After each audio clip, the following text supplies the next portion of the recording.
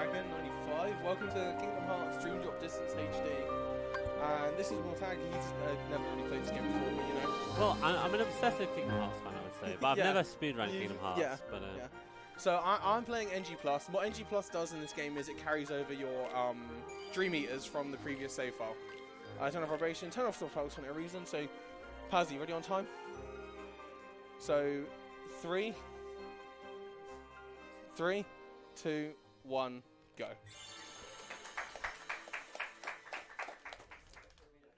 Alright, so welcome to some DDD. So I'm going to skip a few cutscenes. I'm going to try and skip them in black, because that means I actually pause at the right time. And whenever one of those comes up, that's a tutorial. This is the only game I've ever speedrun that teaches you mash circle after you've skipped a cutscene, because otherwise you go into extra cutscenes and tutorial screens. This is the fight of Ursula. I'm just going to kind of just swing at her and she'll die eventually. She has a grab move that she can do, which is kind of annoying, but I can kind of just go ham on it. I just have to make sure I don't use the poisons in my deck, because the potions, because I need to sell them. And freeze. 45. That's actually a very good Ursula. Nice. So that fight's kind of completely dependent on what attack she decides to go for. So, you know. Sorry, I might cough. I've got a bit of a cough. Yep, so that's telling us about all this stuff that, honestly, I don't care about. Cool, so this is a kind of the gummy missions of this game. This is a dive. So, usually gummy missions and stuff don't matter too much in KH games. In this game, it matters quite a lot, because you get a Keyblade in this game for A ranking all the dives. Hopefully I get the A rank, because I missed one of the things I usually grab, but whatever. I'll grab that one instead. 1, 2. Over there. 1. Ah, 2. That's fine. I'm going to go down here, grab that guy. Grab all them. Grab all that. Oh, this might B rank now, which will be really annoying. If it B ranks, I'll repeat it later, or I'll decide if I want to do it. But that should be fine for the A rank. So for A ranks in this game, you have to get enough points and enough time. Not enough time. You have to be under a certain time and have enough points. That should get it. Hopefully. Yeah, I got it. That's fine. Oh, that's nice. fine. That's fine. That one's the worst one to fail, because you're just like really in the first minute of the game. They actually get quite tricky later on. Yeah. Casually, I didn't A rank. You lose approximately a minute by not A ranking all of them as Sora. You lose like 3 is really cute. I had no idea you got a Keyblade from A rank. Yeah, dude, you get a Keyblade from doing all of them. It's got the highest strength that we can get the highest magic stat that we can get in the speedrun. Right, so this is something cool that we can do in this game. So I actually went into that tutorial. Usually we don't go into tutorials, but I go into this one. So I skip through the tutorial stuff, and then I can just leave. And the game goes, okay, cool, you beat the fight. Fair enough. I'm playing on the PlayStation 4 version, if you want to know the platform. Yeah, Alright, that's why it's so fast. Yeah, so now this is teaching me about Dream Eaters. So it forces me to make a Meow Wow, which is a hamster thing. They get blue eyes. Oh, cool. So in a new game run where you don't have the Dream Eaters from a previous save file, blue eyes is actually the best one, because every single Dream Eater has a specific trait about it. It's disposition, and the disposition determines what abilities it'll have. And on Meow Wow, you get a magic boost from having blue eyes, which is Smart Cookie, I think it is, off the top of my head.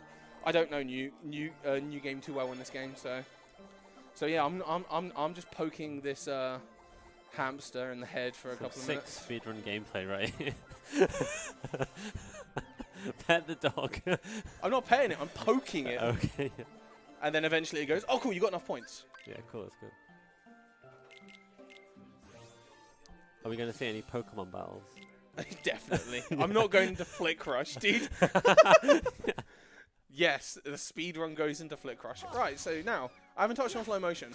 So in this game, you can dodge into walls or go into walls, and then you can bounce off of it, and you can bounce between walls, jump off walls, and the movement in this game is like the best part of running this game because you get to do so much with it.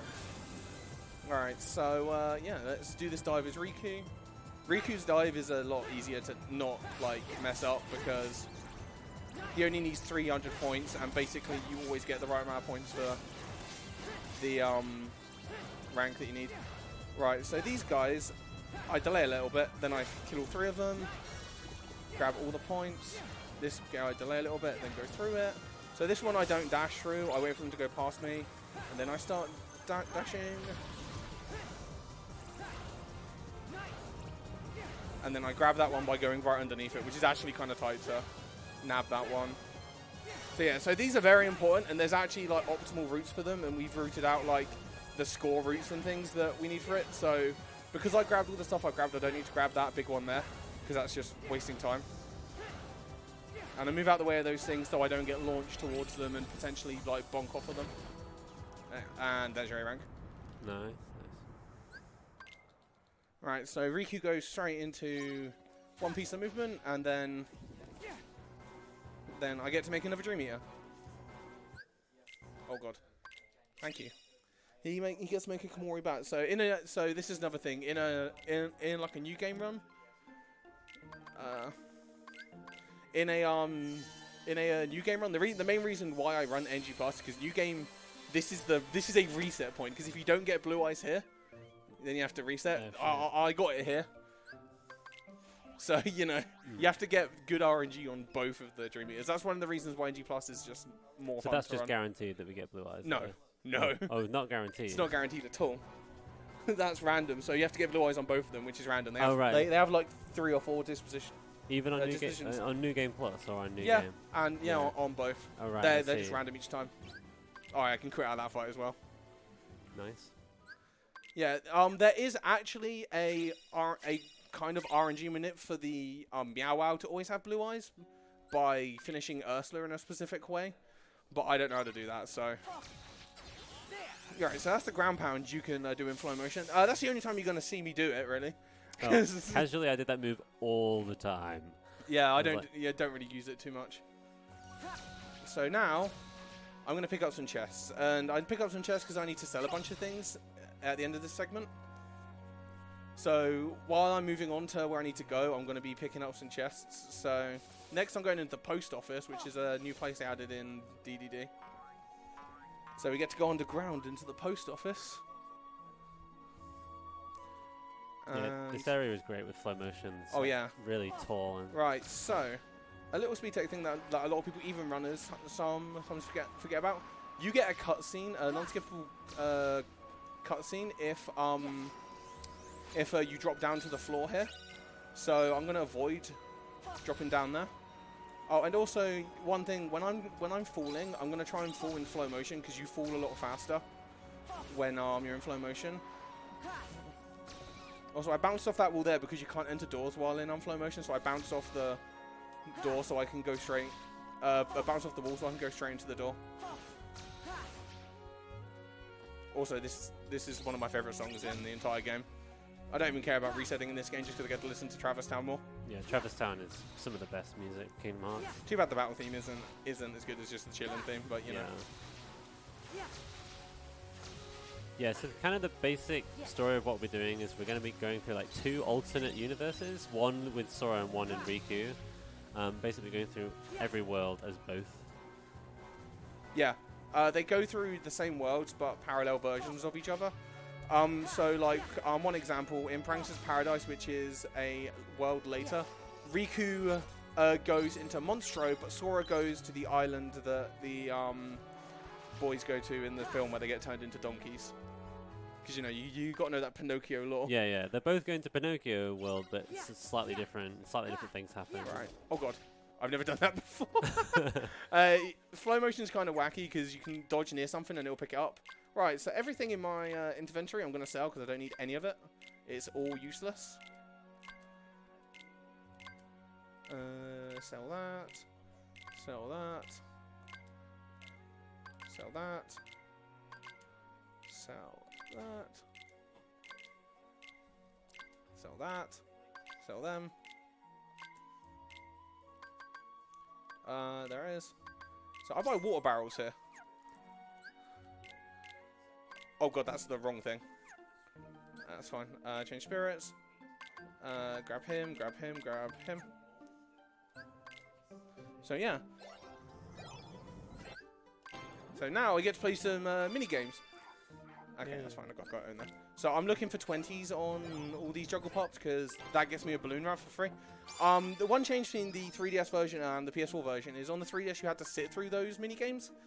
On I didn't get it. On the PS4 version you can just quit out and you still get some points. So we just use more. We just use more water barrels and then we just use more water barrels and then just kind of spend more money on them. So it's fine. We just quit out of them. Right, so what I'm going for here is there's actually a frame perfect trick where you can switch the Dream Eater you're looking at, which skips this animation after opening the secret route. So you just mash it out and hope. Right, yeah. It saves. No, not ability link. Grab him. Grab Turaga Man. Where are you, Super Glide? There we go. Hopefully this juggle pop gets 20. You actual... So are we doing this to get balloon res? Yes. So by the main reason why I play this version over the other version is A, it loads faster, and B, you don't spend 10 minutes playing water barrels. Because on 3DS, you don't really get to play the game until about the 30-minute mark. On this, you play it after 13, 14. Yeah, this stuff goes really fast. Yeah. Buying Kiraga. Nice. And I'm buying Super Glide. Yeah, it's just Super Glide in the first few minutes, right? Because like even casually, I realize how ridiculously good Balloon Rat is, but you can't buy it from a shop till about halfway through the game. You can only so Balloon Rat, when Balloon becomes available, you can only buy it on the sale forecast days. So that's why they only appear like halfway through. They appear after you beat Traverse Town 2, because I found that out like a couple of weeks ago. So now I'm gonna spam like 15 water barrels on these guys, trying to quit out at the earliest possible point.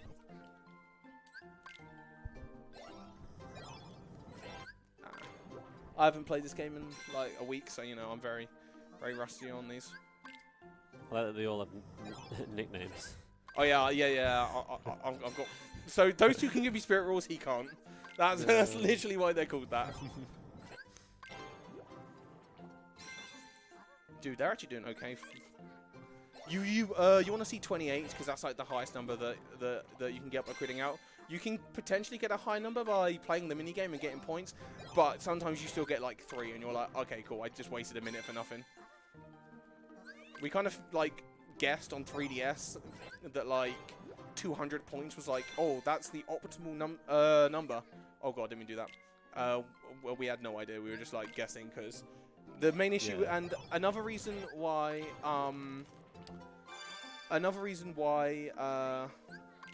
the 3DS version is less favorable is because there's only two save slots where one of them has to be dedicated to your NG Plus save. Right. So, you know. I didn't play this game because a lot of it is very, very much the same, and I have another run that's tomorrow, so. I use down to 4, then I check where they are. Yeah, so usually people had a level 1 save on the 3DS as well as their thing. So routing in this game was a bit of a nightmare. We didn't really have much of a really solid route until the PS4 version came out, and they gave us 99 saves, and we're just like, yes, we got it now. Yeah. It's like all of them in the PS4 versions like use the same save system, whereas the original games all had their own little save menus. Yeah. Alright, so now I'm grabbing some abilities. So what I am grabbing is I'm grabbing 3 magic boosts and 5 magic hastes. So what that's going to do is that's going to buff my magic damage, and that's also going to make all my magic commands recharge really, really fast. So, you know, this pretty much sets us up for the run. We never have to re-enter this menu ever again. This is the only time we come in here. We used to come in here again in a really old route that we did where we had a different Dream Eater set up. So I need to go there. It was because the 3DS used the actual cartridge to save the game rather than the SD card or anything. Or the system. It's that one. And that one. I think that's all I need. Yeah. Yep, that's what I need. And then... And 5 is the maximum you can have, Yes. like magic haste and stuff, right? God. That's Yeah, why you yeah. get 5. Also, I can change Riku's deck while I'm here, so... Not Fire. That's the exact same deck I used to beat the game. Hell, coincidentally. yeah. Do not worry. We use the God tier deck in this run. Yeah. It's fine, don't worry about Yeah, it. like So, we can actually skip intros to bosses in this game. For literally no rules. This is like the only game where like you can do that. You can just skip the boss intros. I'm kind of... And now Bloomra kicks in and all the damage occurs.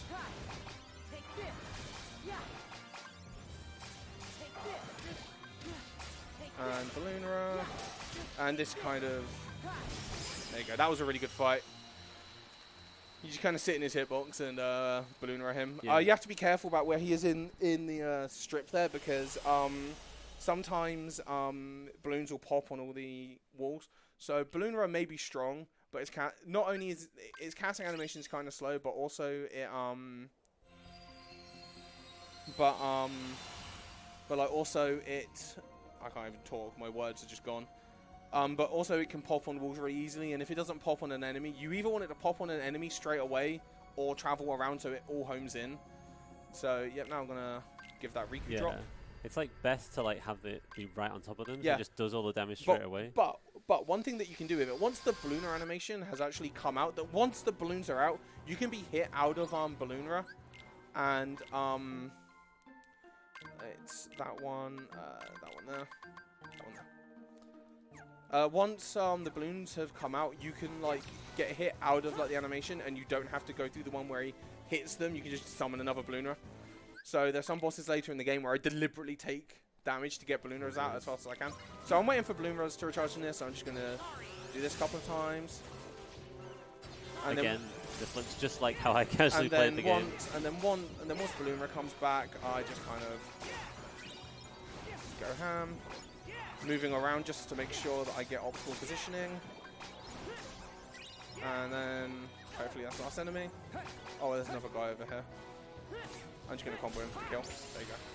Nice. That was kind of a mediocre fight because of the end. But yeah, sometimes one just gets away from you and you're dreaming it's just poke it and it doesn't die. Cool, so.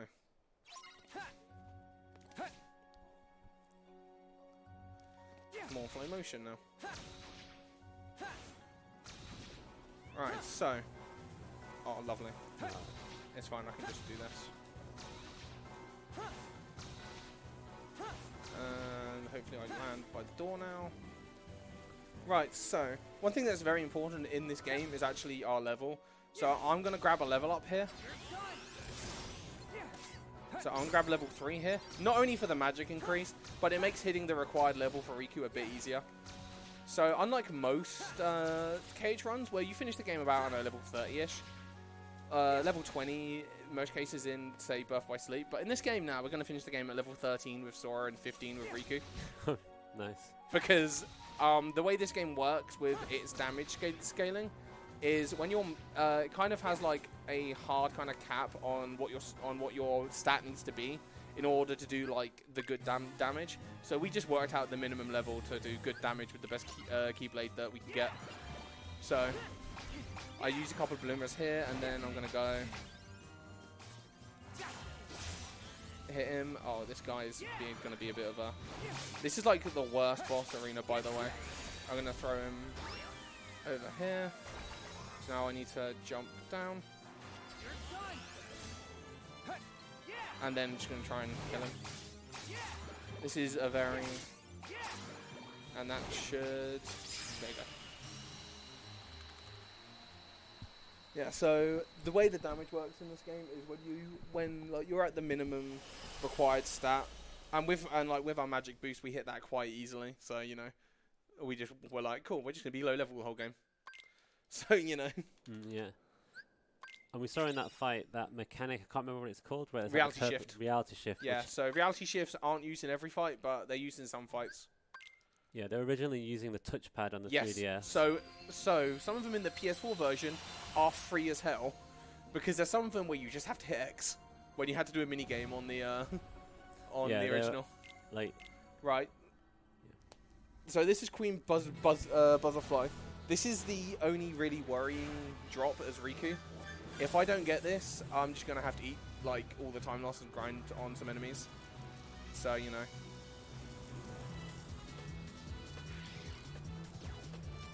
Which is fine. I just have to go to level 17 rather than level 15, which just loses a few minutes. But I can kill enemies like on the way. Yeah, I remember this. It's actually quite a difficult fight. Like, so 1, 2, 3, 4. Right, because like she moves around a lot, then 1, 2.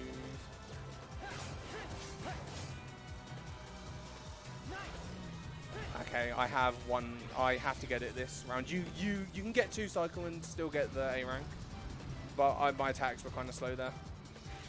It's fine. So they're gonna go, and she'll come back up now. You have a minute and a half to get this one, so getting 2 cycle loses about 20 seconds here, but you have about a minute and a half to grab it. So you know. 2 cycles fine. I'd rather just get the A rank and no reset. yeah, I think it was easily 3 cycles for me doing it casually. Yeah. Like it's actually really difficult to hit the things. It's harder than it looks. Yeah, it's because it moves around like quite a lot. Right, so now item change my Keyblade. I'm gonna shove Kyoraga on. I don't exactly need it here, but I'm gonna shove it on anyway. Alright, so now I'm gonna go around here. Go into the door. Oh, yeah, go on. And then the game kicks me out again. Sorry, what were you going to say? I was going to say, I just realized we met all of the World Ends With You characters, but we didn't see any of them. Nope. Yeah, shout out to the World Ends With You. Great game. Oh, that was really bad. I shouldn't have done that. Right, so unlike most KH games, in this game you have to touch the save to unlock it. So I have to touch that save because I'm going to walk back to it in a bit. So, yep, I'm just going to do some movement. Alright, so if you've got anything to talk about over there, I'm just going to be running away from a thing in a second. Yeah, so I will just plug the fact that we have a donation incentive for Resident Evil 2 Remake. It is, of course, the costume choice and the also what soundtrack. So currently, for the costume, it's Noir. That's winning by $30. With second place being the alternative costume with $5. And then for soundtrack, both are at 0. So if you want to donate, if you want the classic or the remake soundtrack, then basically at the moment, wherever you donate to it will be winning. So make sure you get your donations in for that. Oh god. Right, so I have to break some like wood here. But you know, it takes like 7 hits to kill it. Bloomer is exactly like 7 hits, so it just breaks it instantly. That's nice. Balloonra is just OP everywhere. There's no situation where it isn't ridiculous. I mean, there are very specific situations on high difficulties where Balloonra actually is bad. Oh, wow. Yeah. In my opinion, the most... Oh, God. I accidentally went into one of these. It's fine. This is just a cutscene I need to skip.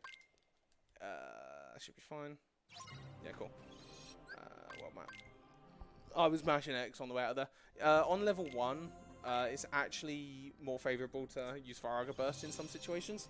Oh, really? Because you can glitch the game to leave you on once more on a second chance regardless of how much damage you intake. Interesting. I think I have Overcast. I'm pretty sure I have Overcast, which is going to be hilarious for this boss. So what Overcast does is Overcast increases my magic output by 1.5 times. So we want it as many places as we can get it. So I'm going to go onto this guy and just kind of sit in his hitbox. Oh, I definitely have Overcast. And this is one of the ones where I just press that and then I can just start. And I use that to like let Balloonras recharge. I'm going to use it again to let more Balloonras recharge and stun him slightly. Then I'm going to Balloonra again and he should die. There you go. Nice, yeah. It's like I did like an entire bar with one Balloonra. It's like if you attacked him, it would do this tiny chip damage every attack, or you could just be like, no, Balloonra. No. I'm going to just do 3 Balloonras and you die, bro. I bet. Cool. Yeah, it's just... What were they thinking with this move? I don't know. The reason, okay, there's actually a reason why it's broken. It's specifically because it doesn't have an element assigned to it, so Right. nothing can resist it. Yeah, it's just elementless. It magic was meant to be damage. water, Oh, right, but it just I see. doesn't. It just doesn't really have anything. Right, so this is, in my opinion, the dumbest dive in this game. Just because of how you can cheese it. So you just kind of go around these guys. There's this guy here who's a bit of a idiot. Sometimes will hit you regardless. So now I can just sit here and mash X for like the entire Oh, thing. what? Okay. I'm just moving side to side That's slightly. definitely not what I did. So you don't have to dodge like any of this. Everything moves out of the way. Like you think you'd have to hit that up there? Nah. It just moves anyway. So you just kind of move side to side. There is 1 point to collect in this. So you just kind of like go down here, collect this 1 point. You can't collect anything around it because they all move into the way. Just collect the 1 point, and that gives you, and this is the freest A rank in Yes. the entire game. Like, casually, I always assumed that you had to pick up, like, every single Nope. orange thing Nope. to get A rank, but Nah, you just gotta Totally have don't. enough points. yeah, Right. just go fast. Yeah, just go fast. Oh god. So this is Light Cycle. Apart from having a banger soundtrack, honestly. Yeah, we Tron now. Yeah. So this is the fastest way to do this. This is basically an auto-scroller with a boss at the end of it, so another 3 point if you have anything. If not, I can just talk rubbish, but you know. Yeah, I'll just plug the fact that if you want to get updates when our marathons go live and when your favourite runs are coming up, then you can follow us at UKSG Marathon on Twitter. Also, if you use the hashtag UKSG Winter 2020, you may be featured on the stream. I'm waiting for the next straight so I can take a drink. Yeah. There's not one for a little bit, it's fine. So I used to think when I first ran this game that I had to like kill everything. You kind of turn automatically and you bonk. If not, it doesn't really matter. I think you have to do like a lap and a bit of this, but if you just keep mashing, you get a boost every time you switch modes. So you just kind of go through it. It ends after about like 3.5 minutes, so you know, it's a long auto scroller. I assume we have to get at some point along the track. Is that the trigger? Probably, like Probably. to be honest, I've never sat down and grinded this to work out how it works. It just ends about 3.5 minutes into my segment every Fair time, and enough. I'm like, cool, I get to fight the boss now. Yeah, it's just at some point it's just a boss. Yeah, I think if you get hit by these guys, you go a bit slower, but it doesn't really matter too much.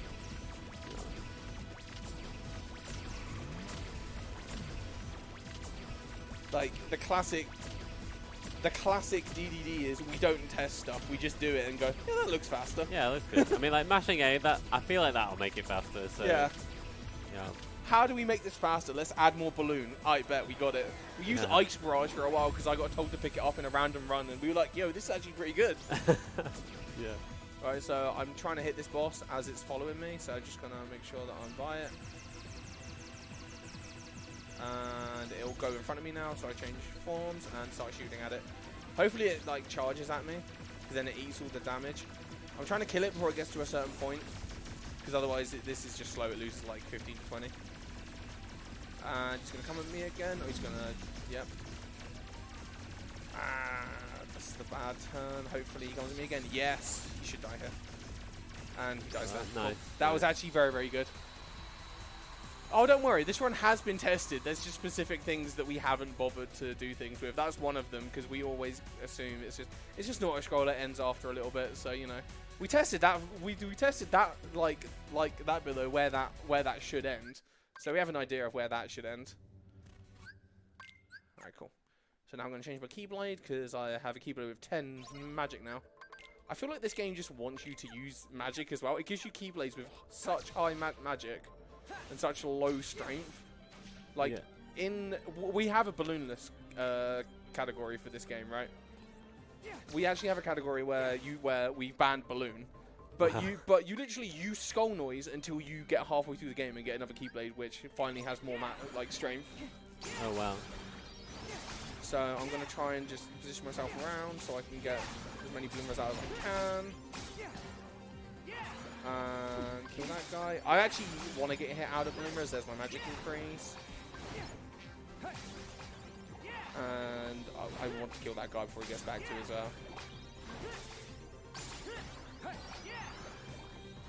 And there should be some guys spawning over here now, which is lovely. And the reason why I put the Bloomer on is actually for this, not Bloomer, I put Bloomer on for everyone, but no, I put the Curaga on. Usually most runners don't put the Curaga on until a later menu, because it's just slower to do it before, it just wastes time. So, I put it on because there's a bit in this where you have to sit in front of some guns and get a reality shift, and they've killed me quite a lot of times in the past. I'm just like, I'm not dealing with that. Yeah, it's fair. I ain't dealing with that.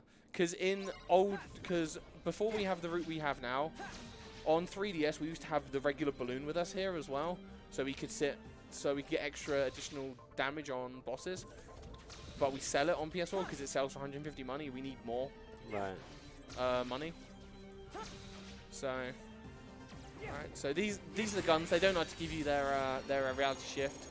Their reality shift in this game is you press some buttons, and if you press the wrong button, it goes, yeah, you ain't doing it. So I'm gonna go here. This one wants you to open the door. It's unlock. It says, yep, there you go, unlock. And then it shows a little cutscene, which I'm gonna take a drink. Yeah, I always try and like read the code that appears, and as far as I can tell, it's actually kind of like reasonable. Like it kind of does represent what it actually does. Yeah. So I go in this lift. I'm just waiting for the lift to fall. So yeah.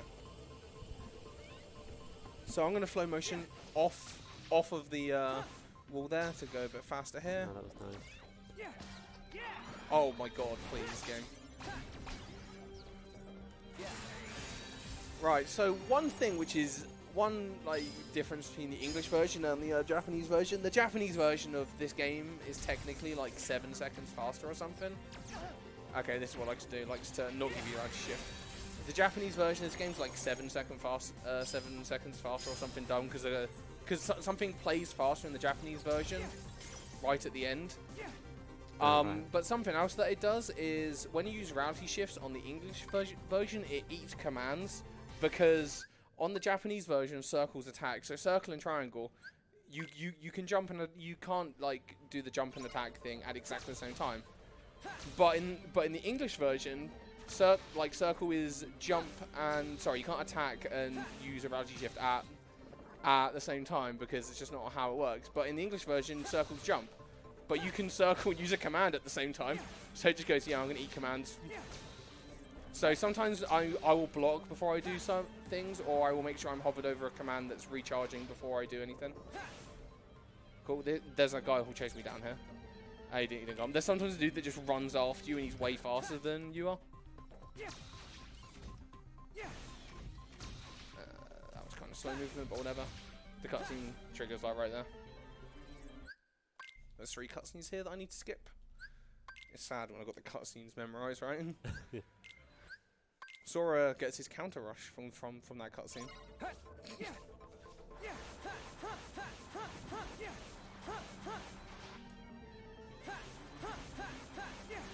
Right, so this boss I'm coming up on is called Commantis, and it's one of the only bosses in any KH game that kind of has a hard-coded HP gate. He has a couple. They're locked behind reality shifts, so you have to do reality shift in order to get him through his phases. I have to wait because I got so many Bloomers out in the first bit because he hit me out of all my Bloomers. So I try to make sure I use a Bloomer before I do the reality shifts. So as soon as I'm done with the reality shift, the Bloomers start moving around straight away. So now I can start going around again.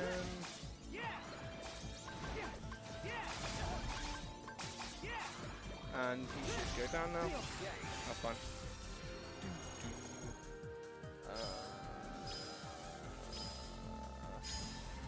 I'm so bad at that minigame. It was so easy on 3DS because you just tap the touchscreen. Oh, and the dude shooting in the background is the MCP guy in the film. I don't know his name. I haven't actually seen the film that this world is based on. All I know is it's Tron. It's modern Tron. Yeah, modern Tron. Yeah.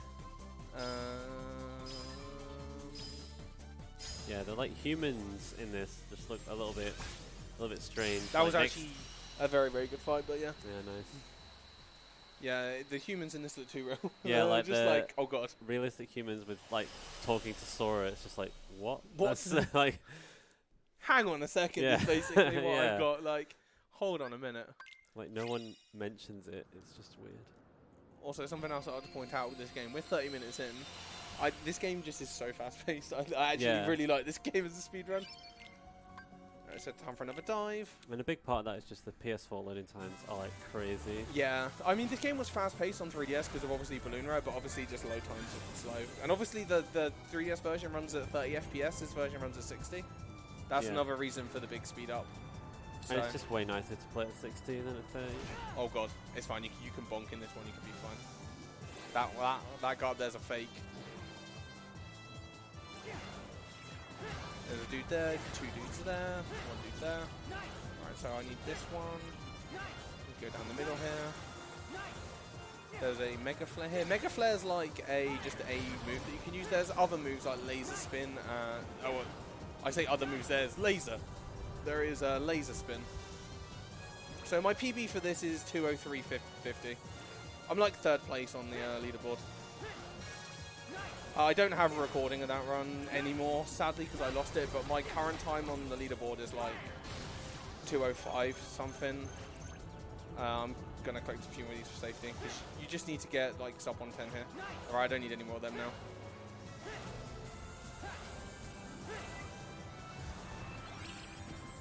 I mean, a casual playthrough this game is not that long. Oh, you get Balloon Rare for A ranking that one. Just the game's like seriously, you should use Balloon Rare. Like this game pushes you so hard into magic. I find as I said, all the Keyblades are based on magic, so you know. Yeah. Right, so now I got to talk to my dude Geppetto here.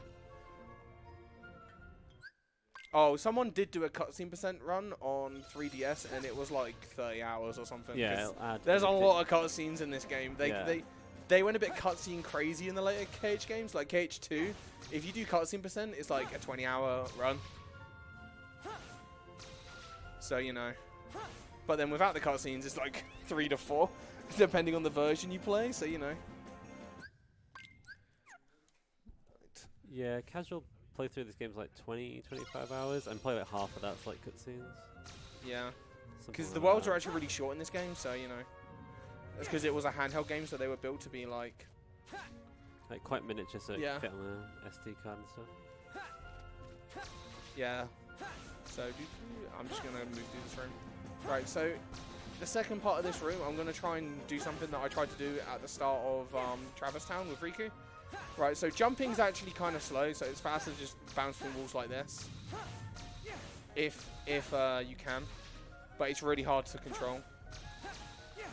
Yeah, it's actually quite a bit harder than Rebels making it look. Like when you're dashing forward in slow motion, it's like you have very restricted movement, and it kind of has a weird momentum to it. So this is Char Clawster. I actually forgot his name in the last marathon run I did of this game. Because I just blanked. So this guy will just lob fire at me. I don't really care about it. I'm trying to get a reality shift out of like this man. There you go, there's a reality shift. And I'm just going to try and bomb out some damage on him. So after this, he'll go into his DM phase. If I get lucky, I'll get another reality shift. I'm probably not going to because I haven't done enough damage to him. That's not happening. He's going to run away now. So he'll run to the other side of the screen. Oh, I'm actually going to cure. Oh, dude, my Dream Eaters had me that time.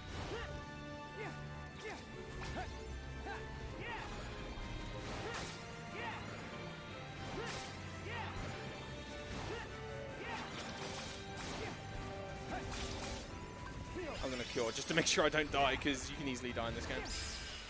Yeah. Right, so, yeah, that fight was kind of bad, but that fight goes horrible when he like, just runs away. Yeah, I know. Thanks, Apache. I definitely invented this game. You were taking a lot of damage from those attacks. I guess it's just because we're really underleveled. Oh yeah, I'm like level You're level 5. I'm level 5 with Riku right now, so you know. Yeah. Doing that damage as well. Yeah. Right, so so now I've unlocked Riku's Traverse Town 2. But we're gonna like delay it for a minute here because we don't need to do it right now. Decelerator. I grabbed drop decelerator there just to make this just to make Sora's bit a little bit easier, like a little bit less worrying. It's not that bad, but it makes it a bit easier.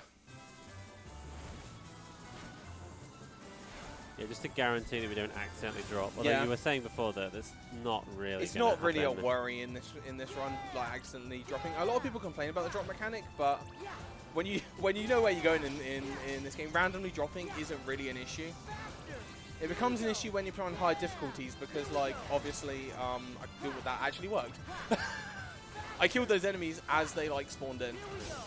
For people that have not played this game, so dropping is a mechanic in this game where there's like a bar in the bottom right corner of the screen, and when that runs out, we are forced to switch character to Riku to Sora, which would be annoying in the speedrun, except for the fact that I would just drop back so much instantly. time. Yeah, I guess you can manually drop. So yeah, you can manually drop. So I would just drop back instantaneously. It's fine.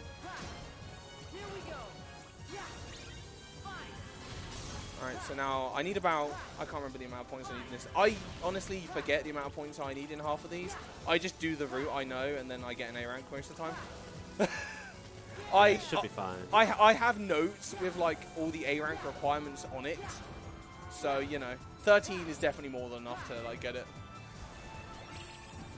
So, you know, it's like 100 you like need. Alright, so I'm gonna go change that.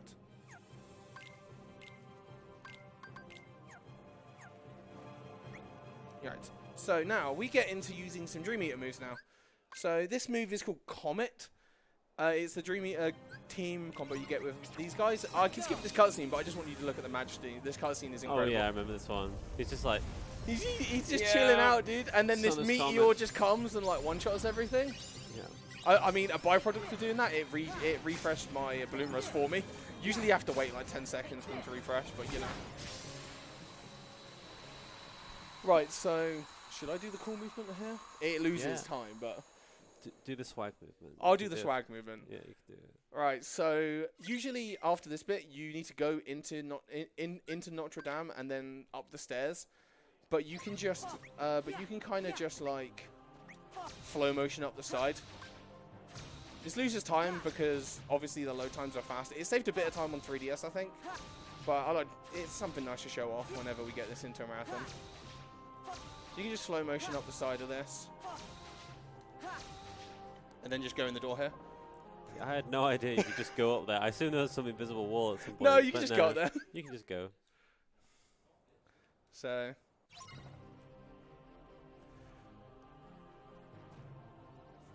Yeah, well, like, there was another runner that used to do that every time on 3DS. He used to always go up there like that. He never went through the door. Right, so this next fight is actually a dangerous fight. This fight can kill me because I'm A, underleveled, B, I don't have a cure. Because, you know, cureless. Oh, okay. So I'm going to hit that once, then hopefully that kills it. It didn't kill it, it's fine.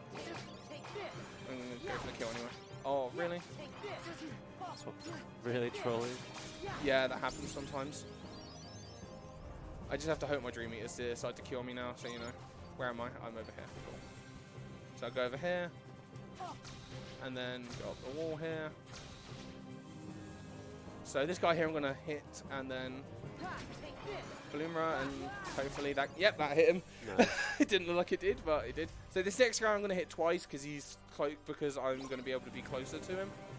So this Wallflower, I go 1, 2, and then... The first one's always the hardest one to hit.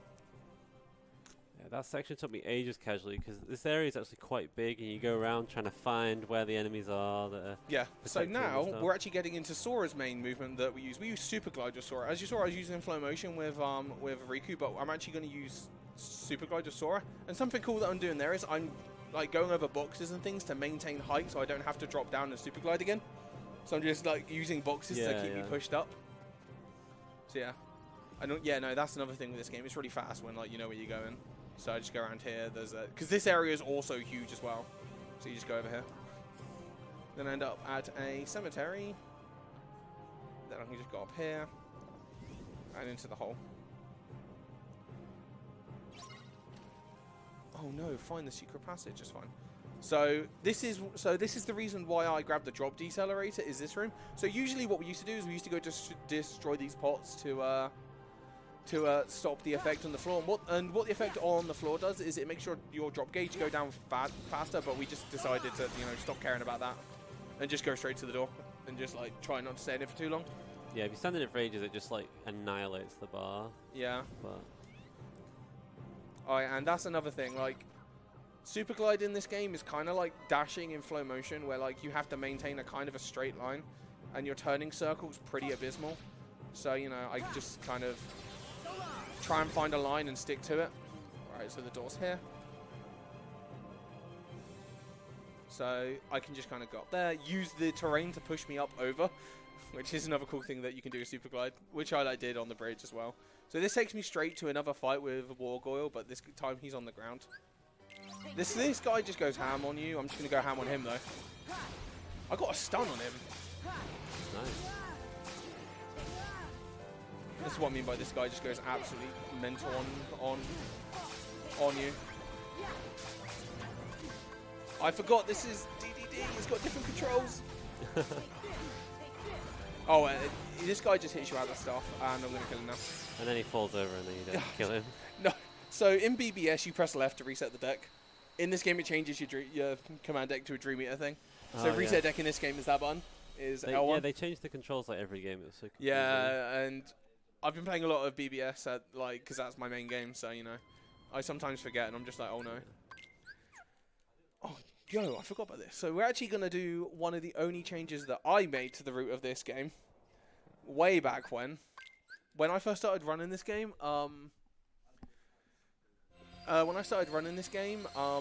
We used to do the grid straight after this, but I just go, and I was looking at my splitters one day, and I was just like, why do we go to the grid? There's no fights there. We get a level up, and we can get to level 7, potentially saving a couple of seconds in the grid by going to Prankster's Paradise.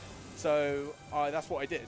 Oh yeah, I do stream on Twitch. I stream on Twitch a few times. Oh god, I stream on Twitch a few times a week. Or I try to.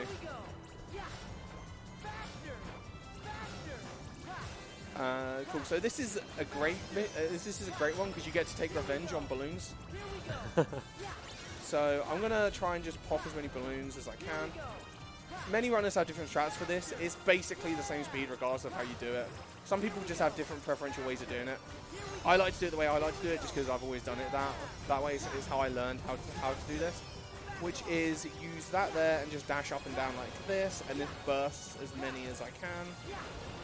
Because the lasers continue even when you've run out of the power-up, so you can just kind of move around while using it, and you're fine. And you need about 700 points to get through this, so I'm just going to move around, and that should hit some of them. And I can just sit in the middle and go. Oh, and something else about the PS4 version, when you finish the task, the time pauses, but the time doesn't pause, it keeps going. So it's really hard to know what you're doing. Right, so I actually usually I do we used to do a menu here to put on the Kyoraga because it's useful in this world just to make sure your Dream Eaters don't die. But now we just do that menu after this next fight because whenever you put on a new command, your entire deck has to reset. So we just do it after this fight instead. I put the usually you put the extra ballooner on here. Oh, that can happen. Sometimes you get frozen here. It's fine. It just loses like a bit of time. Jester Bockies are a bit annoying to deal with, so I'm just gonna deal with them like this. Then some more spawn because lovely. Then some Kuma pandas will spawn. I think they're called that. They're big pandas. There they are. There's the boys. They'll just like punch you and stuff. It's not Kingdom Hearts without a big fat enemy. Oh, I know, right, dude? Dude, this fight is going horribly. Right, so I mentioned about Dream Eaters dying.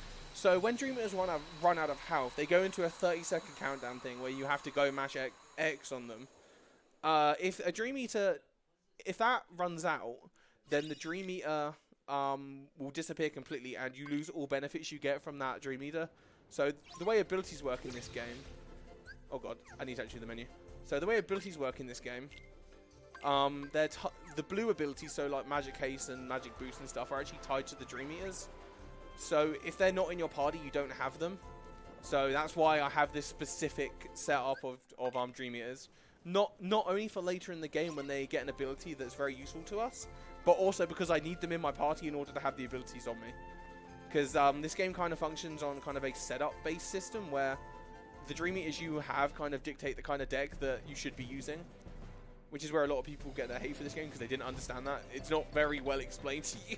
Yeah, casually I thought that like once you'd unlocked them, you had them forever, so you could like train up a new Dream Eater. Yeah, no, it's got to sit in your party to yeah, to exactly. have it. So which makes it kind of feel like It's very much a setup-based game. yeah, It's very much like a traditional kind of RPG, but you got Pokemon with you.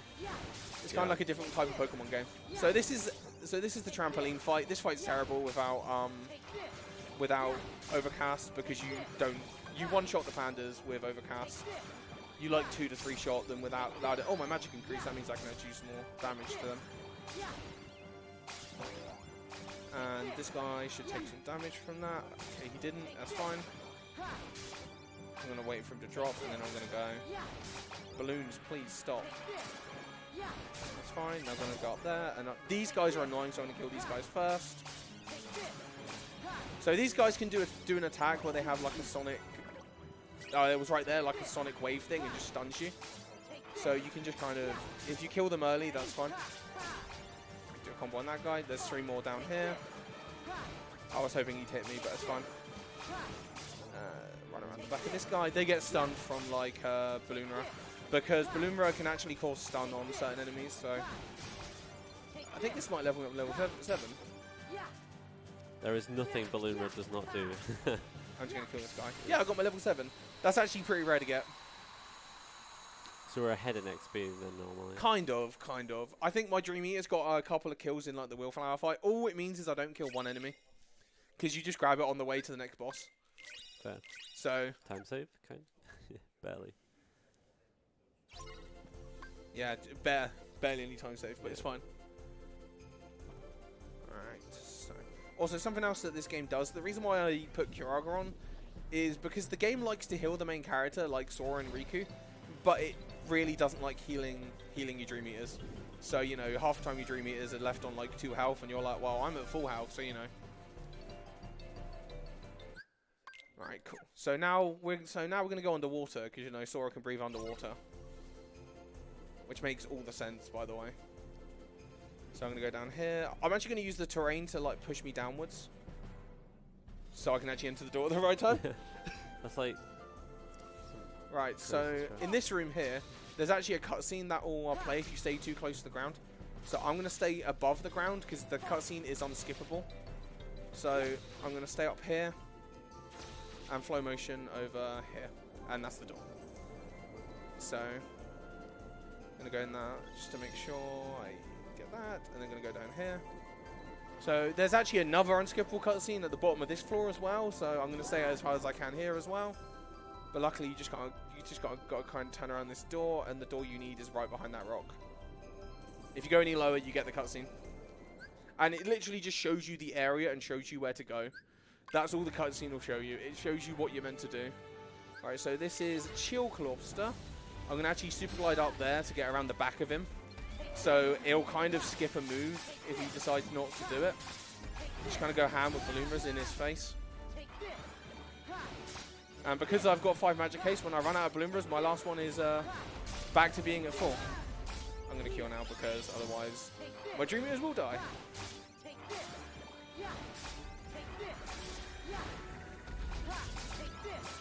Right, so this guy will go into his like DM phase. A DM stands for desperation move. It's a term that we use in the Catch community just to describe a phase or like a super move that a bot will do. So this guy goes into this phase. I just kind of spam Balloonras here. When he gets down to like a bar of health, he can choose to end this fight at like any point he wants. Cure. A good save, because my Dream Eater did the same thing. So I'm just going to kind of hang around here and try and Balloonra him without going too close to the wall. Laser attack is kind of annoying, but you know, they go behind me when I'm stood here, so you know.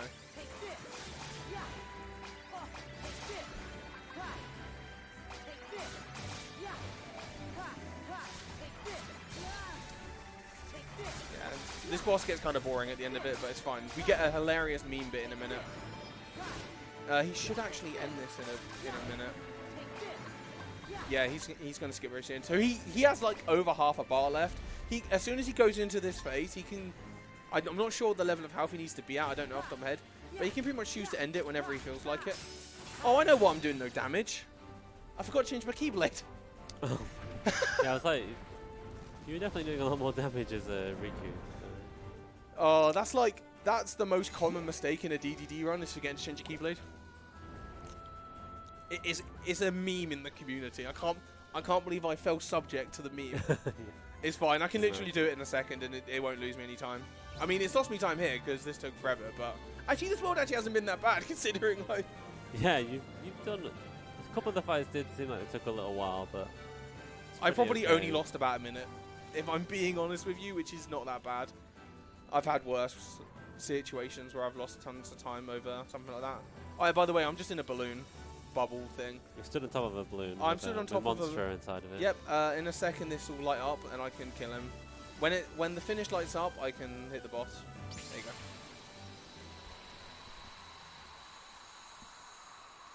Oh yeah, yeah, that is some Iron Brew. That is some Iron Brew on the couch, but I'm fine. I've got my Red Bull here, so you know, I've got my gamer fuel in front of me. I'm actually really annoyed. I forgot to change my keyblade. That's really, oh, that's so embarrassing. Oh, that's so bad. I can't believe I did that. I can't believe I've done this. Can't believe you've done this. It's fine. I'll change it now so I don't forget. Because if I go into the next world, I will forget. I meant, like, that's, like, the point of doing... So I was meant to do a menu at, like, the start of the world to change the Keyblade, but I forgot to do it because I was talking about not doing a menu to not put on the command.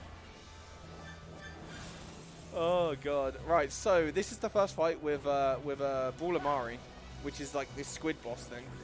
So this guy just goes through cycles through a few attacks, and then you get to attack the pimples on his head, which is very, very useful. So, you know, avoid the rock trails. So when he does this move, you need to use the air break, because there's an air break in this, to dodge the move, and then you can then just go in. This fight takes exactly 2 cycles to kill him. If you miss the 2 cycle, you get a B rank. But if you miss the 2 cycle in this fight, then I'm not sure what to tell you. I've never actually missed a 2 cycle, so if I do it, it better be now, because that'd be hilarious. Yeah, this is definitely the dive where if you've gone all the dives and never used any of the defensive options, you get annihilated. if you just forgot they existed. Yeah, shield's actually very, very useful in this game. You get pretty much constant invulnerability with the shield, it feels like. Yeah, so now he comes at me, I'm gonna air break. If he hits you during this move, you don't get a chance to attack him. So you have to aerial break, so 2 cycles and he dies. And now I can just kind of like mash diving strike. Which is the move where Sora shouts, yes, yes, faster, faster. Faster, faster, yeah. Cool. Good Them A ranks. Alright, so now I get Super Glide to Sora. So, as I mentioned before, the reason why we go to Frank's Paradise first, unlike with Riku, is there's no enemy fights in this as Sora. You just kind of super glide to the end. And then you fight the boss of this world, which is Rinsler. And kind of go around there. I have to go that far forward because there's an invisible wall to the left of me. So hopefully I get this. Please, there we go. You don't always get that. You sometimes have to jump again, or you get caught on the flow motion thing. Alright, so here I have to use flow motion because I can't jump that. So this is the one time we use flow motion as Sora to like do movement through a room. Or like this is one of the only times where I should do it. Let's counter rush. My dude counter rush. Alright, so now thanks Sora. Head for the docks.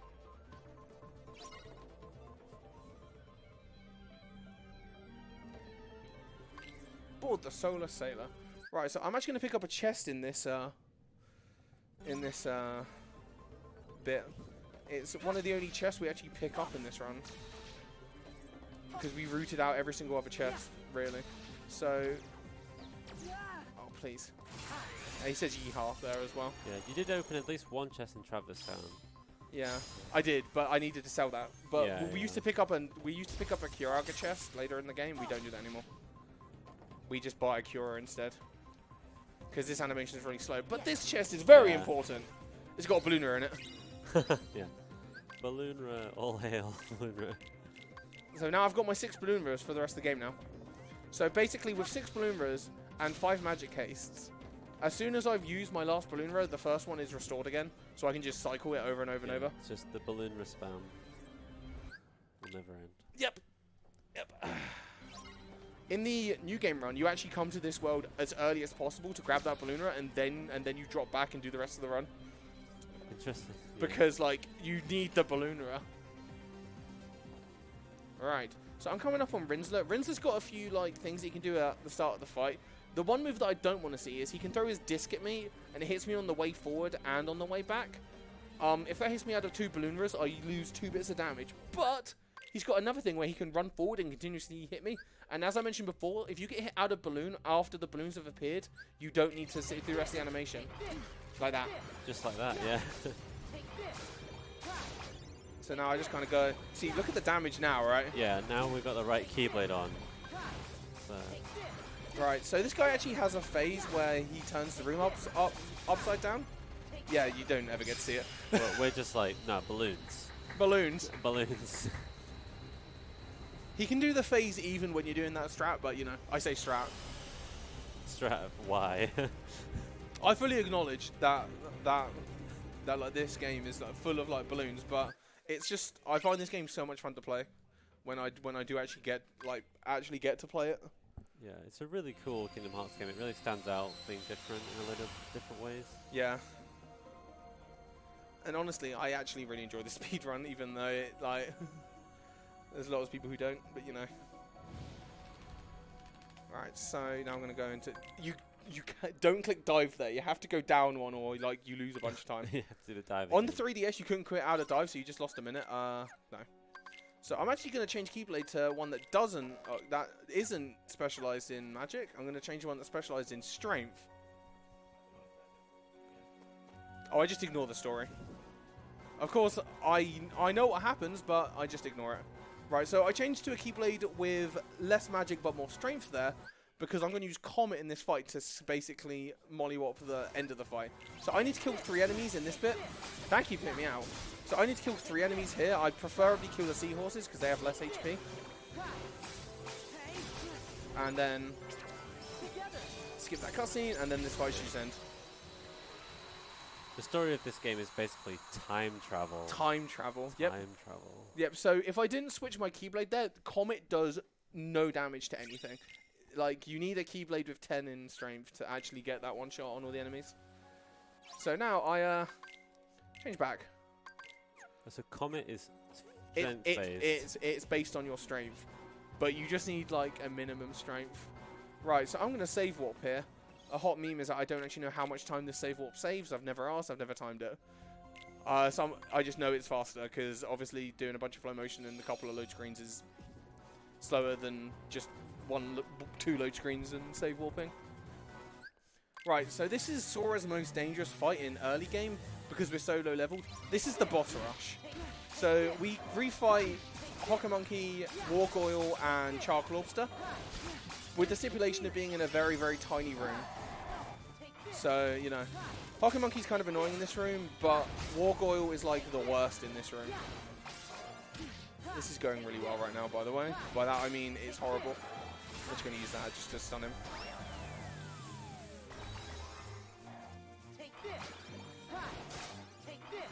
So when I switch my Keyblade to the other one, I actually checked to see if I had Overcast for this world, and I didn't, so I don't get Overcast in this fight. Saves about 45 seconds. I didn't get it. You can actually stun Wargoyle by attacking him on the right frame there. Oh, I got it at ESA Summer 2018 if like, you want to see what that looks like. Oh god. Yeah, so he's going to fall over here. I'm going to Balloonra him once, and then he's going to get the ring around him. And, oh nice. So the reason why this fight's scary is because Wargoyle doesn't stop attacking you. He doesn't really stagger either. Cool. And also that move, if you're low on health, just bodies you. Right, so next is Chark Lobster. And this is actually going really, really well for this fight without Evercast. Oh, kind of in his hitbox. What is he doing? That was really weird. So hopefully he does the sleep move because it's fine. He's hitting me out of the balloon. It's actually kind of useful when he does that. But yeah, it's kind of optimal as long as you get the balloon right out. I'm actually gonna. What the hell was that? I've never seen him bend over like that. That's fine. He's gonna die now. He's dead now. That last one was kind of bad, but the rest of that fight was actually very, very nice.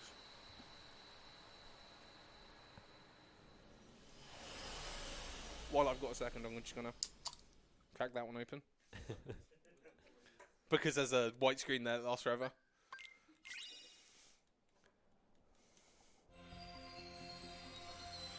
Right, so the reason why I dropped to Riku without going and doing his Traverse Town 2 is because I would just have to drop again for no reason.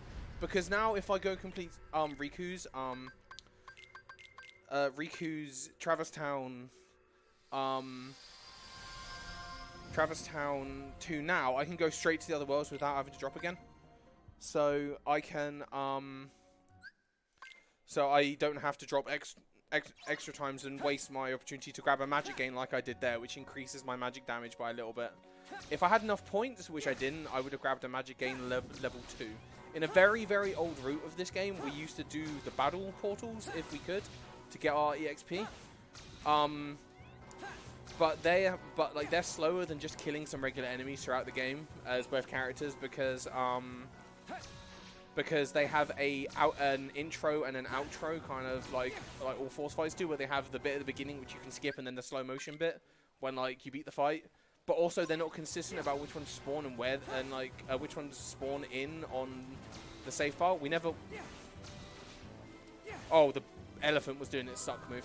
I was like, what? I was like, what? I was like, hang on a second. There's an elephant that spawns behind you.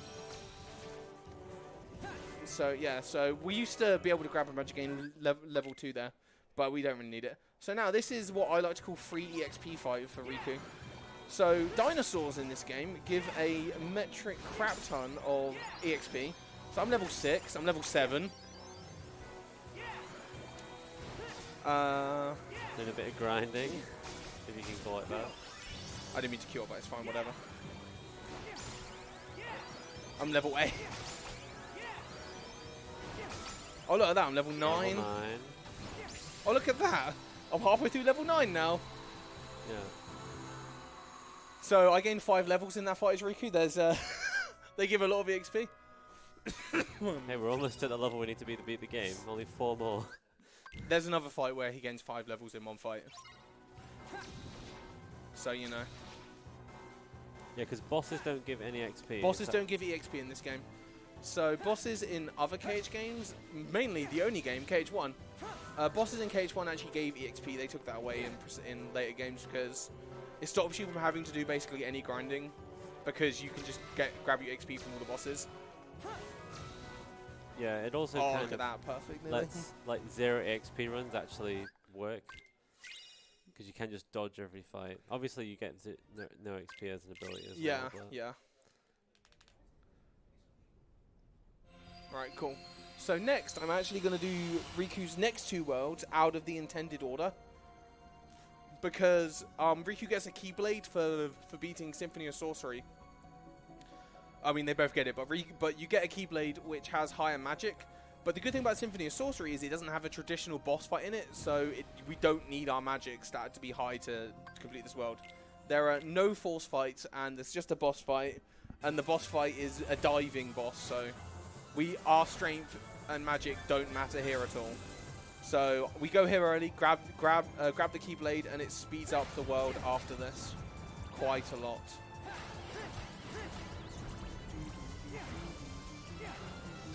And I'm going to use Laser Spin here just to try and destroy some stuff. This will stop me from accidentally targeting things. It didn't there, but you know.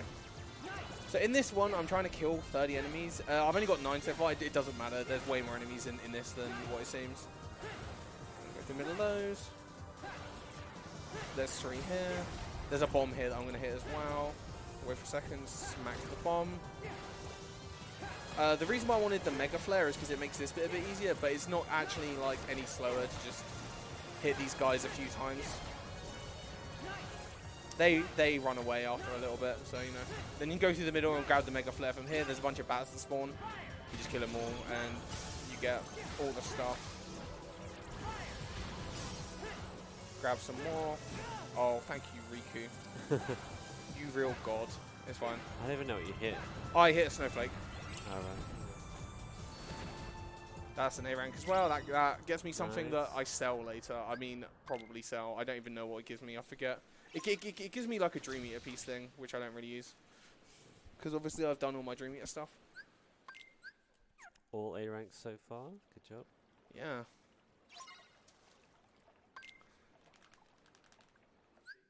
And that's actually one of the harder things for like a lot of people is A ranking all the dives consistently. Like it took me forever to get used to A ranking all the dives. Oh, also it's better to... It's actually... You save like 0.4 seconds by failing the last one here because it stops one of the fireworks from going off, but still passes the minigame. So... Oh, that's interesting. You don't have to hit all of them to pass the minigame. Yeah, on some of them you can miss 2. Fair. So this is another chest I pick up. This gives me zero Gravizer. 0 Gravizer in this game is Magnet. Magnet doesn't exist in this game, so instead you have 0 Gravizer. Oh, that movement's very crisp. Nice.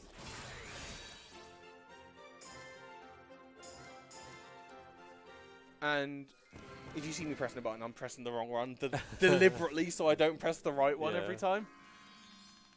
So...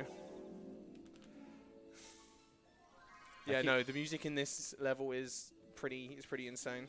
Yeah, it's quite a nice little stage. And then a pop in there. Alright, so I actually pick up another chest in here. This chest is kind of integral to this run now. We didn't used to get this, but now we grab an elixir here. Because there's just an elixir on the floor for us to grab. So elixirs in this game restore health, but they also restore the Dream Link, the Link bar, the purple bar underneath the Dream Eater's HP.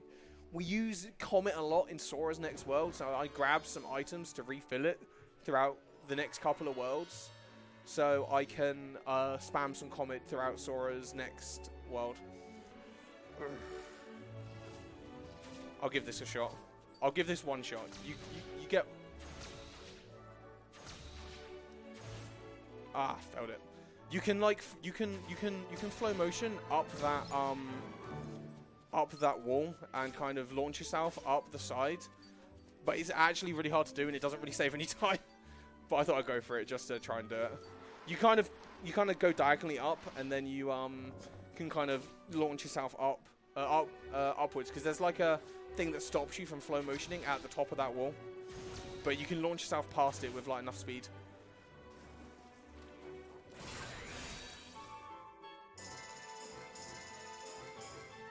Right, so when you do this one, all the wind disappears from all the places around us. The game wants us to go up that ramp in front of us, but we don't need to do that. We can just turn around and flow motion up this wall, and we skip that entirely, and just go up here. I'm going to go over that. The Ice Barrage chest is actually up there. That's where Ice Barrage is. This world feels very different without young Xehanort taunting you the whole time. yeah, because I'm just playing music. I'm chilling, dude. Yeah, it's just hanging out. Pardon the pun, but I am just chilling. Yeah. You know. I was taking a drink. I wasn't making a just drink. letting it go. That's fine. Thank you for that one. I was like wondering when am I going to make that joke. Cool. So now I get to go into the boss, which is with Chernobog. Which, fun fact, is the only fight in this entire game where every single difficulty does exactly the same amount of damage. You have to hit this guy 3 times and he dies. So he has 3 bars of HP. 1 hit does a bar of HP. So I'm going to try and avoid getting knocked back because that can be really slow. You can actually lose a lot of time in this fight by getting destroyed by like specific things. Oh god, I didn't stop. Yeah, I've definitely died in this fight. Like the third phase, like it's actually quite tricky to get to him. But I'm sure that Rebel make it look dead easy. I'll try, make it look easy. Right, so when he's throwing the fireballs, he'll throw them in random directions, so I'll try and circle around. Right now, he starts throwing phantoms at me. So phantoms are one of the secret bosses from KH1. If one of them launches onto me, I just have to spin away. I just have to use the shield to spin it off me. They just slow you down. I might have to spin here. It should be good, actually. Yeah, so he flings these in random directions. If they hit you, you just get knocked back. You lose, like, on average, by getting destroyed in this fight, I usually lose about 15 to 20. You can lose quite a lot here by getting destroyed. It's kind of hard to die on beginner, but the phantoms he uses now, the white ones, they drain your health as well as slow you down. And they're also really fast. That can happen sometimes.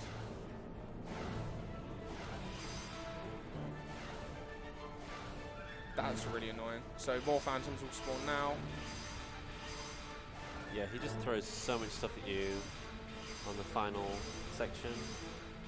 I'm spinning because this is just safer to do now because I got hit. So he throws all the stuff at me now. He even throws more phantoms. The air fireballs are the worst ones. So more phantoms are here, but I've got my straight line. I'm just going to mash X. Yeah, exactly. Who brought the Dementors in? The white Dementors. Yeah, they are draining your health. But yeah, they do. They drain your health. So it's fine. I definitely lost all the time there. That's fun. So that's the reason why we go to that world first, because our strength and magic stat do not matter there. So we just like, you know, YOLO it. By YOLO, I mean it's just completable. Right, so are you a fan of RNG time saves? Yeah. Yeah. There's a potential 40-second time save in this fight. Wow, 40 seconds. That's completely random. That's a lot of time. My PB in this is 2:03:50.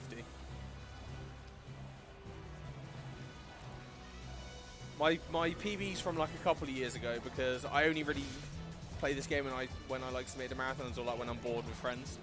This game's kind of a slog to grind because of how much RNG there is involved. So this looks the same as the first Brawlamari fight I did, where you go through these two cycles, but then he turns around, and there's something that we know as the Brawlamari 2 cycle. Some people get confused because this is already a 2 cycle, but we mean 2 cycle in the second phase. I don't know why we called it 2 cycle, but that's just what we called it. So, get hit by that. So, by specifically controlling where I'm swinging in the second part of this, when I'm attacking the pimples, let's call them pimples now, I can kind of spread damage and hopefully like do enough damage to all of them that I can just kind of run through them all and kill them. It's completely random if the game will let me get away with it or not, because this fight is kind of like forced to be done in 3 phases. So that's what it's programmed to do. So it's very, very hard to actually get this strat to even work. I've never actually had it work for me, so I usually go for it anyway because you may as well. So 1, 2, 3. 1, 2, 3. Ah, I missed it. You have to get that last hit in there to actually get it. The game doesn't always let you get away with it. It takes away the hitbox. Yeah, that's unfortunate. So if you'd got that last hit, would you have got the strat? Yes. Yeah. Yeah. How often do you think you get it? Like, what's the success rate? Oh, I've never got it. You've never got it? I've never gotten it. It isn't like a 50-50. No. It's like tiny as hell. Oh my god. The world record has it. Of course it does. I mean, 40 seconds, that's a lot.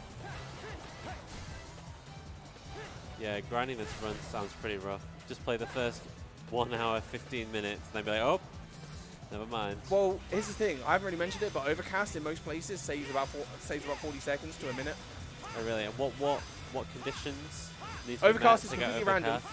It's just totally random. Every single world is assigned a weather forecast when the game basically starts, when you click on New Game. I don't know what really affects it, to be honest, because we've never really managed to work it out. It's just completely randomized. And we just hope that our seed lands with overcast in good places. So in the last phase, the rocks actually move. If you get hit by that blast, he does another phase of attacks and you lose the A rank. Because another phase of attacks takes 40 seconds, which loses you the A rank. Yeah, like, these dive fights are actually, if you don't clock on to what you're supposed to do, or don't execute right, the boss just goes, nope, you don't get a chance to hit me now. We're going to do it all I over get Zero again." Graviga from A rank in that, and Zero Graviga is actually very, very useful in a fight in Sora Symphony of Sorcery. I can change my Keyblade now, and then I'm going to go into my command deck, change Zero Graviga, I'm going to put Luna, what am I doing? There you go. I'm going to change Sora's deck now. I'm going to put Zero Graviza there, I'm going to put Elixir there. I forgot to put High Jump on this Riku. That's fine. So I edit Sora's deck there because I can, because I'm in the menu. I'm also going to change out no rules for rules, because now they're actually at the level where they can give me a Spirit Roll. They're nearly at the level where they can give me the Spirit Rolls. What Spirit Roll does is it increases my damage even further than it is now. So I get basically another buff. So I have to kill this lion here because I need the XP from him. The lions also give a lot of XP as well. So I'm 12 away from the next level.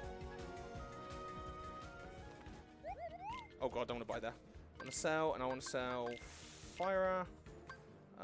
Sell that one. Sell both of them. Sell that.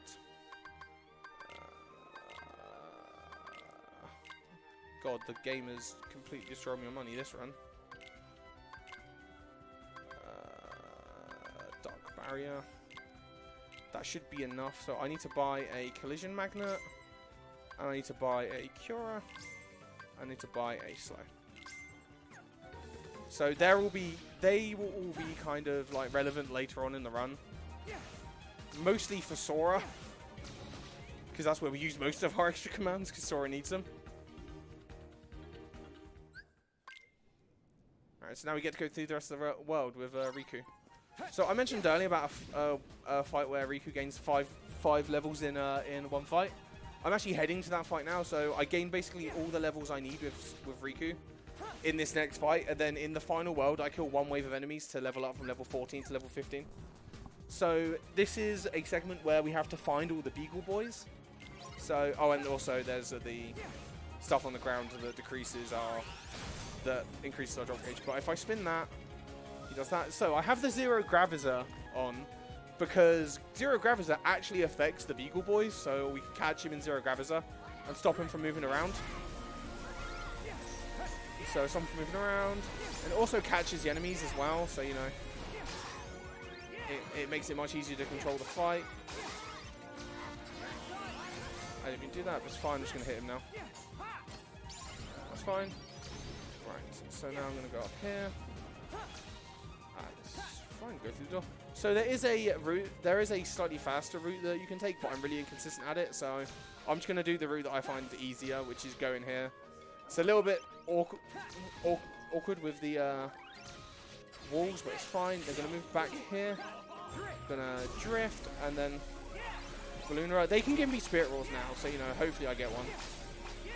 So I'm just gonna kind of go ham with Balloon.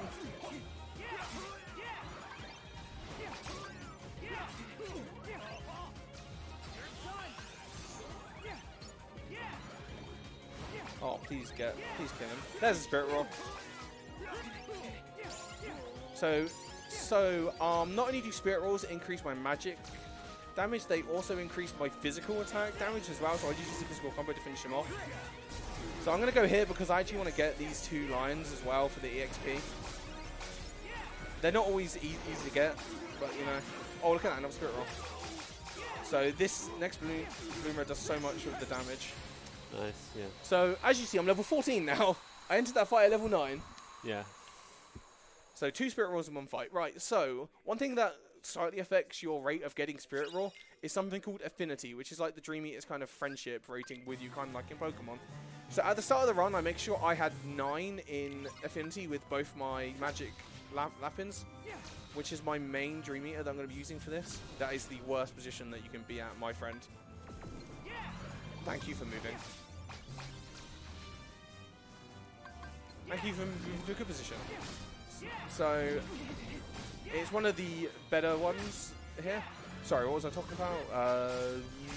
Oh, affinity. Right, so yeah, we start with affinity at max to try and stop a condition that Dream Eaters can go to when they have 0 affinity called silence, because they won't cast anything when they're in silence, so we can't get spirit rolls when they're in silence.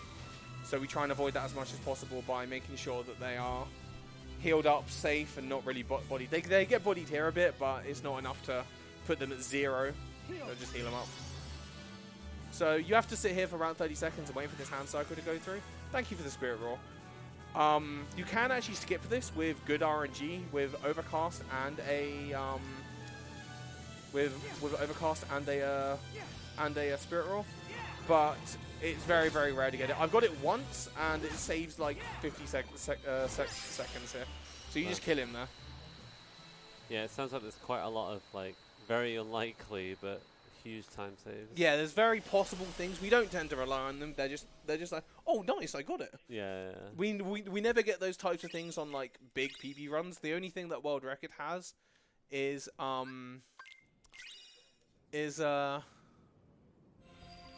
The 2-cycle. the 2-cycle Brawl Lamari. Sorry, I literally lost my train of thought there. Yeah, I left that chest. I don't need it. It's 2 AM. It's fine. Yeah. Alright, so now I am dropping. Actually, it wouldn't have wasted time because I have to wait anyway. I put a knockout punch. So, as you notice, I switched to a Keyblade with higher strength, but it has the same magic stat. So I get to abuse Comet without losing any of my magic damage now. So that's why I was picking up the Dream Candies, because Dream Candies restore half of your Dream Gauge, your Link Gauge, and also I picked up the Elixir for the same reason. So I'm going to get to use Comet like an extra 4 times in this world. Let's get some fasters going. I'll try. It's bad RNG, dude. He's not saying it. I know, right? Oh, dude, I missed out some points. It's fine, though. I always get hit here. I deliberately get hit here to collect more points. There you go, he said it. So you wait here for a second, and then more enemies will spawn, and then you kill them all. So I now hold on to my Mega Flare till the very end now, because I don't need to use it right now. So these guys sword in the middle, and then I can just kind of go through it. I'm going to collect these 2 down here to make sure I have enough points.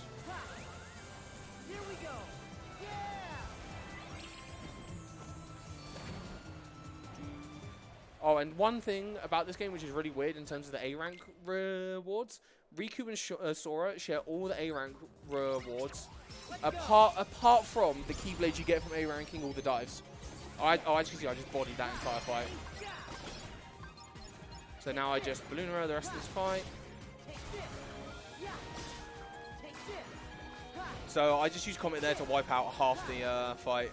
I say half, like the entire fight. Because it kills stuff as it's spawning in as well, because the lingering hitbox is so long and so massive. It's basically a total screen nuke for like anything. The only thing it doesn't kill is that last wave, because it doesn't last that tiny little bit at the end.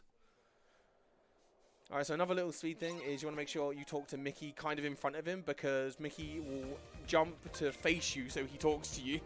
And you can lose time by being off to the side slightly. Right, so this is the Tyranto Rex. I just kind of stand on this thing and spawn and use Balloon Res. I try and get hit at some points as well. Something weird about this fight, right? It's actually slower for him to sit in your face and take Balloon Res, because for some reason he takes less damage than when the Balloon Res split up. It's just a weird little thing that happens in this fight. It doesn't really happen anywhere else, but it just kind of happens here. A couple more Balloon Res and he should be done. That one should kill him. There's another fight that is way faster by just spamming Balloon Res than just like trying to hit him with your Keyblade. You're meant to like block fire back at him and use commands, and he runs at you and he sits in like your face, and that's when you're meant to hit him. Yeah, like you might have noticed there's a damage gauge in the top left, and it's like, no, he did nothing. Alright, so now I'm going to do a quick menu here. Put on Put on the dream candies. So I pick up 2 more dream candies in this world to use them. There's one up over here. There's this chest down here is a wonderful dream candy for us, nice and free. So there's some more enemies up here that I need to kill. The only enemies that tend to live are the Chef Kairus. So I'm gonna go. Those 2 frogs tend to live. And they're very, very annoying. And they're very, very annoying. Stop doing that, please. That's fine. They're just proving you right. Yeah, they're just proving me completely right. That's fine. So now I get to super glide up some stairs. You know, that makes sense, right? Yeah, I mean, you've been gliding upwards a lot this run, and I'm like, sure, whatever. Sure, that works. Oh yeah, I remember this part of the story. Like, what? Yeah, We're so... not going to get to see it, but... Oh, nice spirit roll. So I'm going to go around here. I'm going to guesstimate where I am. We Donkey Kong now. I was right, dude. Hell yes. Oh, then I messed up the movement. No! Do you want to know what that was? That was a premature yeehaw if I've ever seen one. Yeah. Failed at the last step. So this fight's kind of annoying because, you know, you're in a room where where Bloomers burst and everything. But hopefully everything goes well. Okay, he got me out of my magnet or whatever.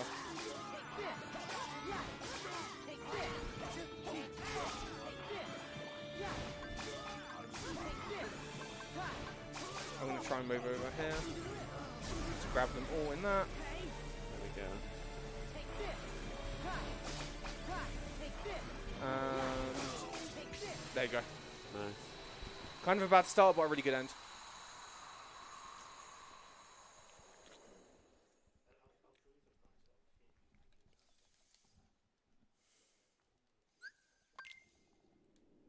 Alright, so. And then the good music starts again. I don't know why I always do that. I always try to reset the deck by pressing the wrong button. Right, so this is another place where we pick up some EXP as Sora. In place of doing portals, we just go here. Kill these enemies here.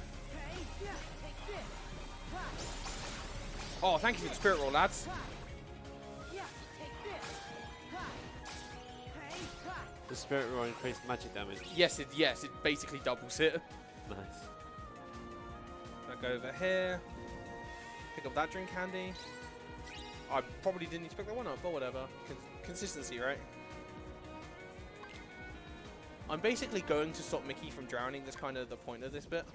Because, you know. Yeah, it's actually kind of weirdly dark, this section of the game. Like a family picture, right? Like, I'm trying to think exactly. He's like locked inside a jail cell that's slowly filling with water. Is that right? I think. Yeah. And it's like, oh my god, Mickey's gonna literally drown. Yeah, because he's too short. That's literally the reason. Because Mickey is like short. Which I'm just like, wow. But don't worry, we're fast, so we'll save him. That's cool. So this fight used to be like 2.5 minutes long, right? Because we had to kill all the elephants. Nah. Nah, it's over now. No. Nice 2.5 minute time save. It was like 1.5 minutes. 2 minutes is like an over-exaggeration. But it was a long fight because elephants have a lot of HP. So before we discovered like comet stuff, like we did a lot of dumb stuff. Command deck. Then I put slow on. Look at that, another non-balloon command, right? Oh, I didn't get that. Yeah, as soon as I saw you buy slow, I was like, what are you going to use that for? I use it for the boss in this world. You get to see a good boss. Alright, so I use the 2 dream candies there to refill the bath, so I can use Comet one more time. Because I need to grab some EXP from the opera. So I kill the T-Rex here, the Wonderwall Tyranto-Rex. As soon as like you kill the T-Rex, I didn't mean to use slow, but whatever. As soon as you kill the T-Rex, the rest of the enemies spawn, so you can just kind of go kill them as they spawn in, grab all the XP. Level 12 with Sora now. Level 12 with Sora, so now I'm going to go drift these guys. I'm actually going to use slow on these guys because it makes them fall a bit slower as well. Gives you more of a chance to smack them. Dinosaurs, that classic Kingdom Hearts enemy. Dude, I'm low on EXP, it's fine. There's enemies here that I can kill. I don't know why I'm low on EXP. I don't know why I use 0. Grabbers are there. It's fine. Yeah, I'm level 13 now. That's fine. You usually get the level up from there. I guess I was just short on EXP at Sora. There's not a lot you can do about that. It just happens. I need to change my Dreaming around. Because I no longer need Tsudoneku in my party, so now I double my chance of getting, So now I double my chance of getting some Spirit Rolls now by putting in 2 Magic Lapins. So I'm just going to try and stay away from these guys. There we go. That's what I'm talking about.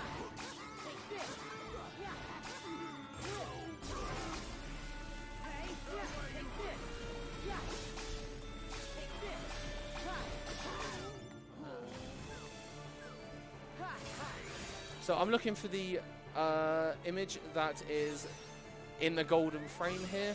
It sometimes appears right at the start, sometimes appears right at the end. It's not really in your control. I'm blocking before so I don't accidentally use any commands because I'm playing on the English version. It's just a way to stop it from doing it because you can't block and use a command at the same time. This is just a way to stop it from needing commands.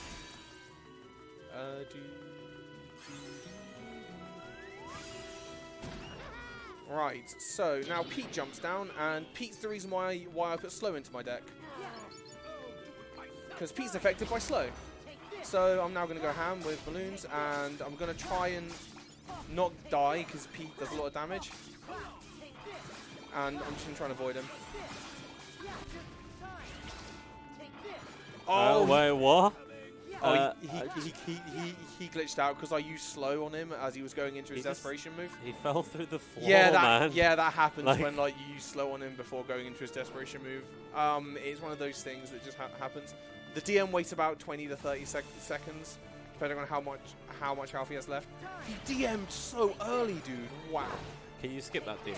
Yeah, you can get DM-less if you get a good enough fight. Yeah. But he can just run into it. You can't stop him from doing it. Yeah. See how much damage I'm doing with Spirit Roll? So he's dead now. 1 DM is actually not too bad. That was a really, really good end to the Pete fight. Nice.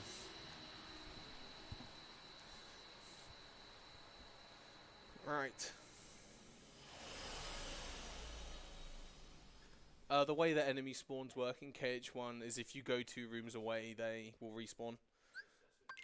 And if you're looking for a specific spawn of a rare Heartless, you can go 2 rooms away and then back in and out the room that you need to go through to spawn the one that you need. A bit of KH1 trivia while we're playing some DDD. Right, so another reason why we went to Sora's current to the Musketeers first is obviously to get level ups. You don't fight anything in this world apart from the boss. So that's another reason why we do it in this order, so we get the level ups. And it actually makes this boss like slightly less trash, but the next boss is pretty bad. I'm going to slowly grab these because I need points. So you can get bonked here and you can be fine, but it's kind of annoying. I can't believe I dodged that. Yeah, that was good. So now I just use laser spin. I hate laser spin as a thing against enemies. He did the faster, dude. Faster, man.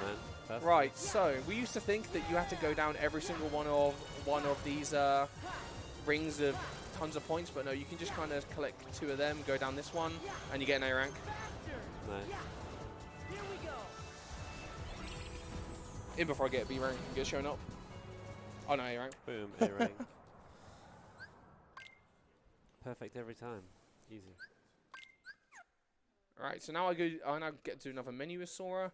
So in the shop in Country Musketeers with Riku, I actually picked up a collision magnet. And I finally get to use it here. I did change my keyboard, good. I didn't mean to not dodge roll and guard. So I brought Collision Magnet because Collision Magnet is very, very useful on the boss of this world. I'll get into it when I'm at the boss. But now we get to enjoy the good music while I'm just chilling.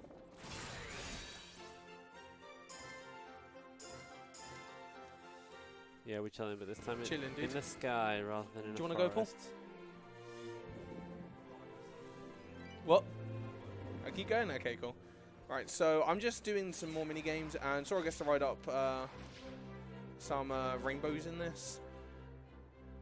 I'm gonna land here, and I'm gonna try and do something. So you can skip this flow motion thing by super gliding through it, like this. Wow.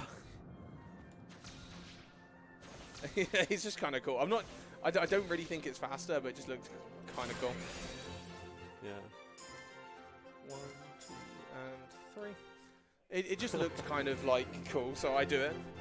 Every time you debate me with that music minigame.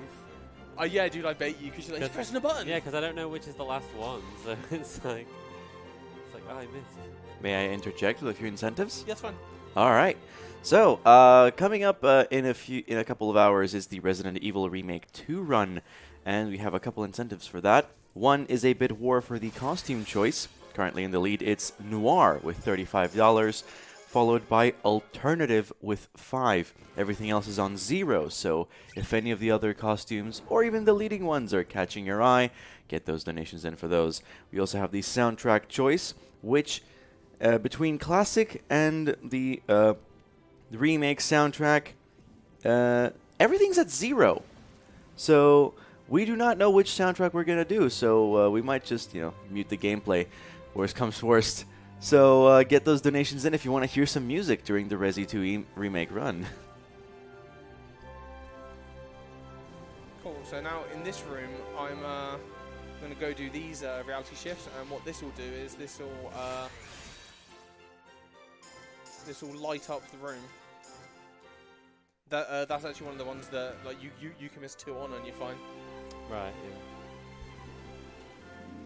And it makes it all nice and lovely. Yeah.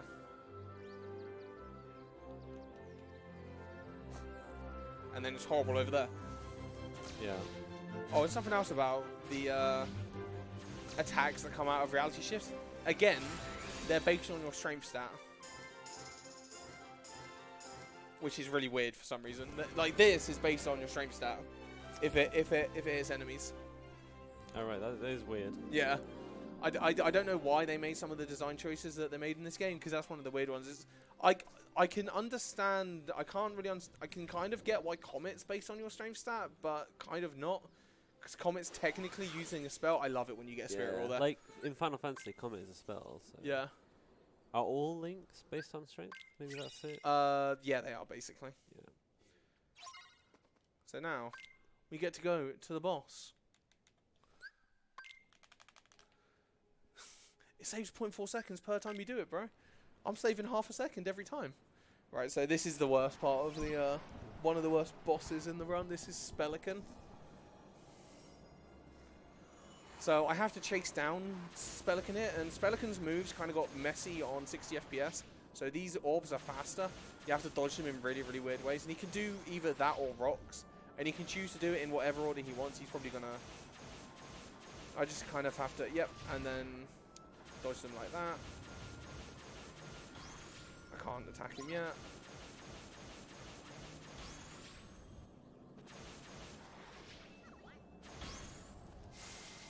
Got him. That's a very, very hard thing to do sometimes, because he'll just get away from you. Right, so Zero Gravigo works on this guy, so I was going to use that. I'm going to use 3 balloon rows, and then he's going to try and teleport. So I'm going to use Collision Magnet on him, because that also affects him. Nice. And the reason why we pick it up is because Collision Magnet hits him out of teleport, like that move there, hits him out of that move. Dude, I'm getting spammed with Spirit Rolls. Thank you, buddies. So I'm going to use some of them.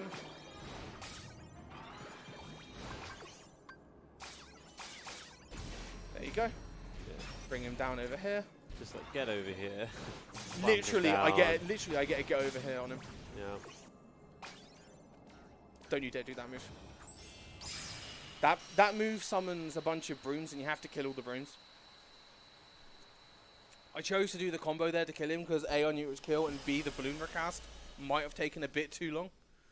But yeah, that boss can go horribly wrong because he can teleport to any place in the battle arena, and he can choose to do that move that I killed him while he was doing at any time. So it's really, really frustrating to deal with that boss. That was actually a very good fight, but specifically because my Dream Eaters were like, yeah, have Spirit Rolls. Do it. You'll be good. Yeah, like that was definitely really fast compared with my casual run. Because yeah, that boss is so annoying. He just teleports everywhere. Yeah, and that's why we grabbed Collision Magnet. We actually found Collision Magnet kind of by accident, because someone was like, well, not by accident, someone told a runner while she was routing NG plus Balloonless, like, yo, grab Collision Magnet, it works in Spellican. And we were like, yeah, sure. And we knew it did, but we used it in a teleport and it hits him out of it. And we were like, what?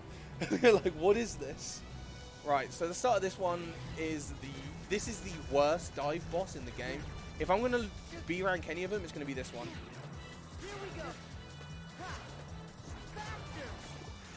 This one's very, very easy to B-rank. So... Here we go. Yeah. Here we go. Here we go.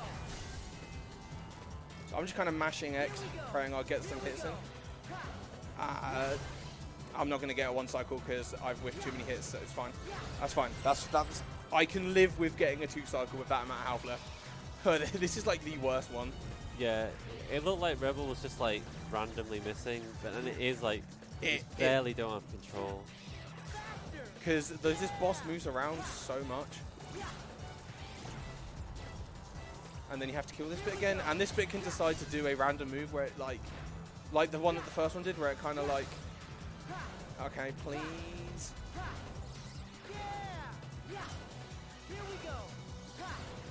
And Oh my god, that's 3 cycle. that Yeah, is- I told you. This fight is like actually awful. It's like you can line it up perfectly like you were, and you're right against the boss, and the game's just like, no, I'm not gonna actually let you hit it.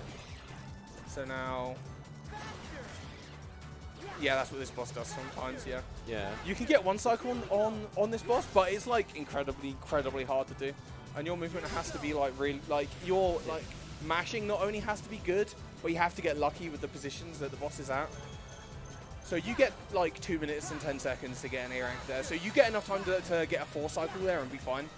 Alright, okay, so the A rank isn't in danger really, but obviously It is still in danger time if loss. like, oh look, there's my dive wing. You get dive wing for A ranking all the dives. Nice, nice. Which is very, very nice.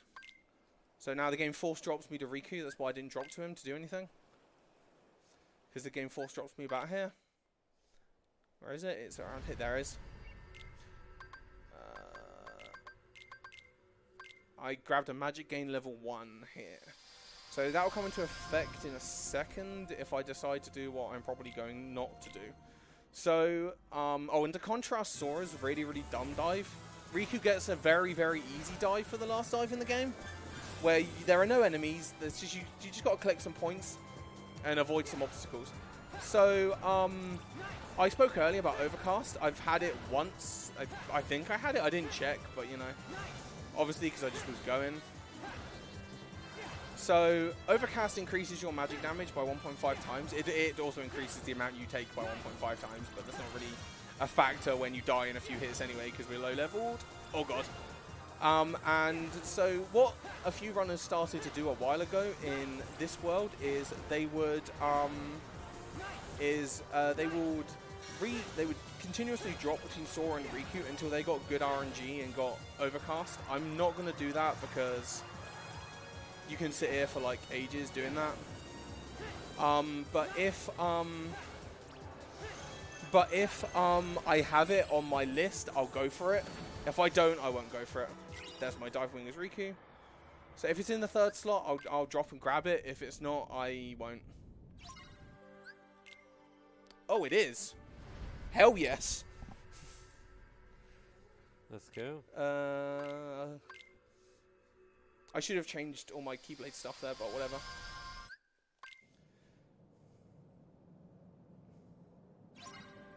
So, dive wing. Put on Kyoraga. Cure. And I changed my deck to automatically default to the top Balloonera, so I don't do anything. Let's see if I have it with Sora. No, I don't have it with Sora. So if I had it with Sora as well, that would save even more time, but I don't have it with Sora, so it's fine. So the end of this game, you either play through Sora's bit or you play through Riku's bit, depending on where you have the Overcast, if like you see it. So you don't always have it, but it's kind of like something that you look out for. So because I got it with Riku now, I'll have it for his entire stretch of endgame, which is very, very useful.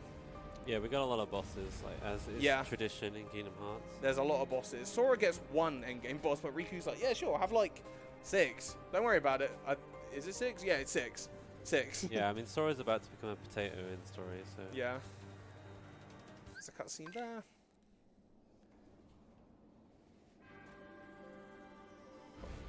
Right, so this thing actually launches you up, but it takes a while to trigger, so, you know, I'm going to go and just slow motion up it, because it's slightly faster than waiting for it, and also you can not fly 10 feet up into the air, and just kind of clip up there like that, saving a couple of seconds.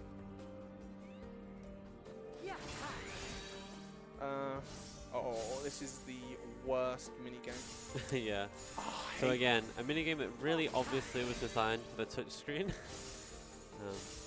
You have to destroy all 4 chains in 3 or less swipes. Yeah. So you have to get at least the light bits of the chain. You at least have to get a double. Yeah.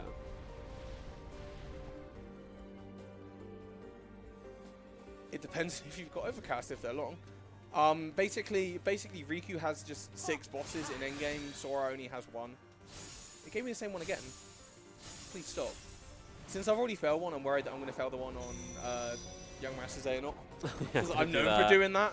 That loses like 50 seconds. Do not do that. It's fine. Don't worry about it. I have Overcast. It's fine. Yeah. Right, so I'm just going to super glide through the rest of this till I get to the boss. So if you've got anything you want to talk about, Paul, go ahead. Just a second. Hey, there we are. So, we would like to thank you all for watching the United Kingdom Speedrunner Gathering. It's a 2-day speedrunning marathon held 4 times a year, and we're coming to you live from Glasgow, Scotland. We're raising money to support Young Minds, charity leading the fight for a future where all young minds are supported and empowered, whatever the challenges. Your donations help them to make sure young people get the best possible mental health support and have the resilience to overcome life's difficulties.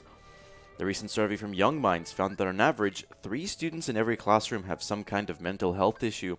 So all your donations will be going to helping out children that need it to help them get the best education they can. And we can't thank you enough for donating all that. We are almost at $1,000, just $116 away. We can make it happen within the next hour, I think. So get those donations in while you can. Oh, really, Dream Eaters? So yeah, this is Xemnas. Xemnas kind of bodies your Dream Eaters. Yeah, so I'm just kind of going to go ham on him, and he can kill you very, very easily, so I'm just going to try and not die. Oh, that's going to be a Spirit Rock. Yeah, so we've dedicated 2 slots in our deck to curing, just because we get bodied so much. Yeah, you take a lot of damage. He also has a move that like can easily kill you if he feels like it. Also, he can summon a shield around you. So hopefully I get another Spirit Roll here. He can DM around now, so yeah, that's the DM. So I'm going to use this move here, because the Dream Eaters like to run into the buildings and get bodied. And they take a lot of damage and lose their affinity, so I just sit here for until this building here passes me. And then I cancel it. There's 2 more buildings that come. They'll just bounce towards it and get bodied. Yeah, it's the, oh my god. Yeah, dude, they take... Yeah, because, they almost died. They take more damage from dark attacks, and the buildings are dark attacks. Right. So, yeah, buildings are dark type, by the way. So, there's actually a route you shift it. I don't do it, because if you do it, you get... Xemnas gets super armor for the rest of the fight. I'm going to go back here, because the Dream Eaters can't really cast Spirit Roar on you unless they're, like, in your face. Oh, please stop.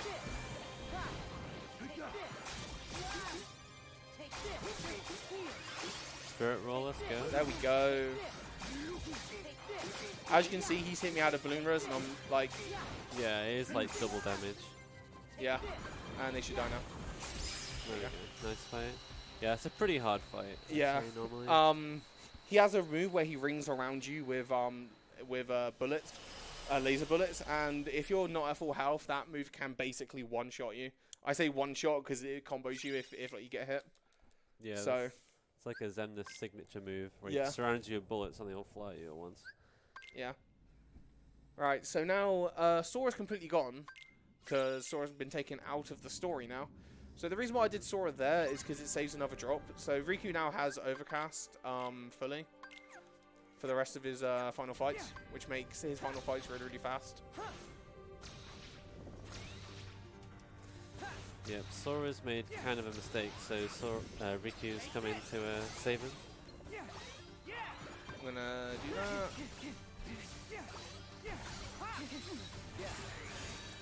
Cool. That was one of the easy Nice. ones. There's a couple where you can just mash X depending on the layout you see. Right, yeah. I don't remember which one it is. My brain goes, I know it, and then presses it because I've got the muscle memory for it now. Yeah. But there's one of the ones where they crisscross each other.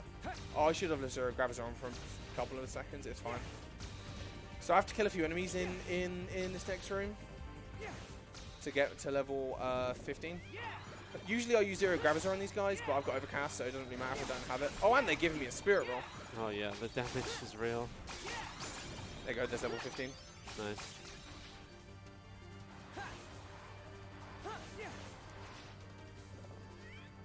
Oh. Riku, please. I'm actually going to Cure, so... Really? You didn't get hit by the move. That one takes forever for them to line up, so you do the 3, then the 1. Yeah.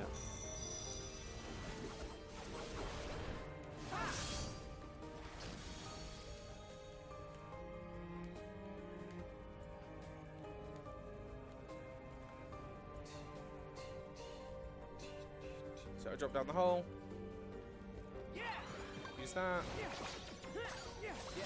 Yeah. So, Nice. we actually used to pick up the Curaga chest that's in this room. But obviously it's faster to just buy a Cure and use that instead because obviously there's an animation you have to sit through. And also, there's a battle portal that can appear on it. I don't know why. It's one of the only chests where a battle portal can appear on top of it. So because the battle portal appears on top of it, we can't grab it from the front. We have to run to the side to grab it. Because if you try and talk to it from the front, the battle portal just goes, do you want to do the battle portal? And I'm just like, no, please stop. Yeah. So we stopped grabbing it, obviously for that reason, and obviously because it skips having to sit through the animation of Open picking up the thing. chest, Yeah. Let's go that way. Yeah. Fuck. That wasn't the one which I thought it was. Yeah. You have to move it up slightly to get that one, which I didn't do at the right time. There's one where they line up exactly perfectly right at the start and you can just mash through it. Was it just RNG which pattern you get? Yeah, like all reality shifts are just kind of random, like which ones you get. We don't really pay attention to it half the time because we just, oh, it's a reality shift. Yeah. That one you have to do in 2 now, that's fine. That's another one if you moved up slightly, I could have, that's the same one as the one I just had. Yeah. I could have moved up slightly and waited for it, but it's easier just to do it like that. There's one more of these orbs I've got to do, so not much left on killing orbs. So the reason why I'm doing the ground pound before hitting it is because it gets rid of the little orbs around that shoot lasers. And one ballooner into 2 hits will do that.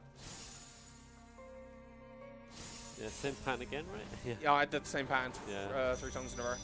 By that time, dude, you're just not expecting it. You just kind Yeah, of it's got to like- react. You know, it's Well, the no on the fly. mix-up. It is indeed the no mix-up mix-up. Go through that door.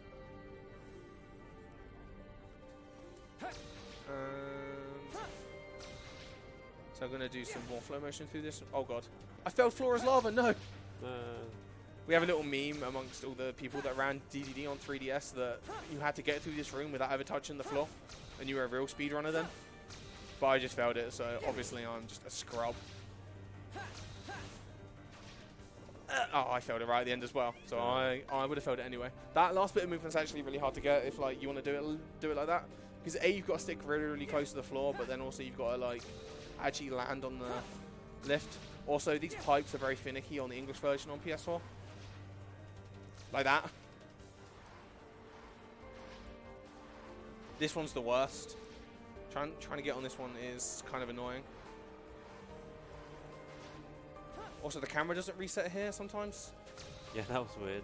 Sure. You can actually, I usually do that I move into this blind, but I didn't hit the wall at the right time. Yeah.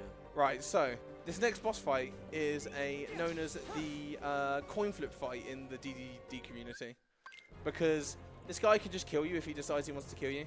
He has a move that drains you to 1 HP, which he can just do randomly. So hopefully I get Spirit Roar at the right time and he just gets absolutely obliterated. And the reason why it's bad because you have to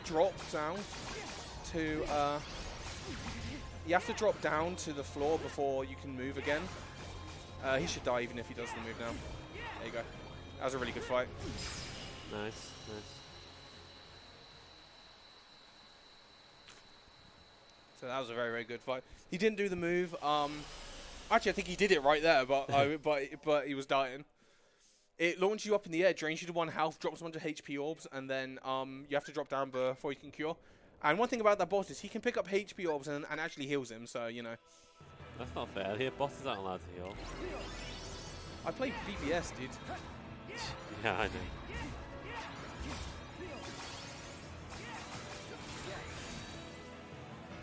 I messed up because I was over a cure. You're just meant to balloon her at the start of the fight and you knock him out of whatever move he's deciding to do. Yeah, I think we just skipped the cutscene where Anthem says, "Darkness within darkness." Oh, yes, yeah, no, that is in this game, actually. Yeah, sorry. it is, yeah. It's right, that cutscene, isn't it? I'm going to cure my Dream Eaters because, Yeah. as you saw, they didn't get cured between the fights, but I did. So I, usually on some categories, you don't put this back so then you have a floor. I put it back so you have a floor in New Game Plus because then you have a chance of getting Spirit Rolls from like your Dream Eaters. Well, I'm stun locking them anyway, so it doesn't really like matter. Oh, that's fine. Nice. So right after that fight of Ansem, we go into another fight of Ansem, but he's in his little ball of darkness with the Guardian on top. Because you know that makes wonderful sense. Yes, darkness within darkness. This is legitimately darkness within darkness. Yeah, well, that's where we are right now. Is darkness within darkness. Yeah. Within darkness within darkness. Within darkness within darkness.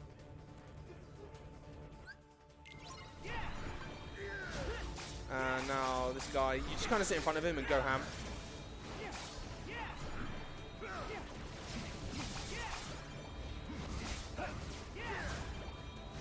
Hopefully I get a. Oh yes, there we go. So if you get this reality shift, you have a chance of skipping his desperation move, or which is kind of very, very hard to get. You only get to see this reality shift if you do like a ton of damage right at the start of the fight. Didn't we do that? That's fine. As you see how much damage it did.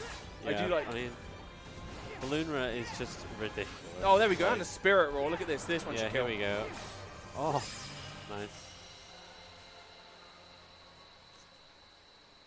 There we go. Actually destroyed him. And shout out to the fact I'm still level 15. Yeah, that's fine. Oh, I'm level 15 right now. I also beat Sora's final boss at level 13.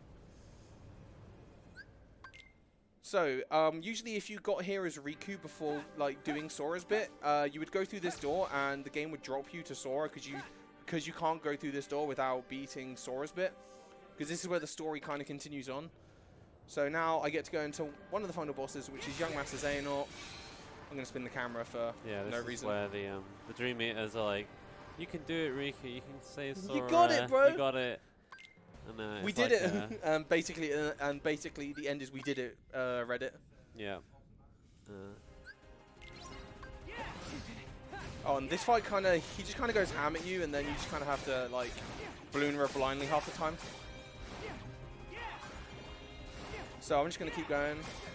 He has a few moves that you can do that are kind of scary. Whip's kind of scary. Frost Wall's kind of scary. But because of the Dream Eaters I get a couple of Blizzard screens which makes Frost Wall not as scary. That should kill him. There we go. So now I have a reality shift that I have to do here. If I fail this reality shift, I have to do that part of the fight again. So I'm going to concentrate for a second. Cool, got this one. 1, 2, 3. That's fine. Right, so I'm not out of the woods yet with the time bit. So this bit's kind of like free on beginner. But this second bit is also timed. So I'm going to run forward. I'm going to use 2 balloon rows. Even when he doesn't have the HP bar up, he still takes the damage on these 2 balloon rows. Oh, he didn't take it damage from the first one. That's fine. That's fine. I'm going to go jump up and balloon row. Balloon row. He's got one more of these guys that will come out, and then I'm actually going to cure just so I don't get bodied. Hopefully it gives me cross slash, because cross slash is hilarious. Oh, he gave me fire pillars. This move's awful. It's fine though. He's going to die here now, so you know. Thank you for the spirit roll right at the end of the fight, guys. They're helping. They're helping, bros. They're helping. They're helping. Giving them the clap for the backup right at the end. They're like, you can do it, man. You can get the last one hit. Yeah. Alright, so I have one more boss that I'm going to go fight now. So I have to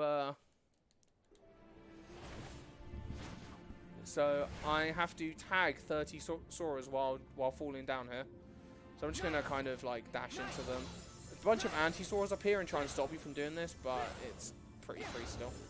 There's more than 30 Soras here, so don't worry if I miss some. There's still 30. There's still way more than 30 like coming down here. It's just a percentage of them you have to nab.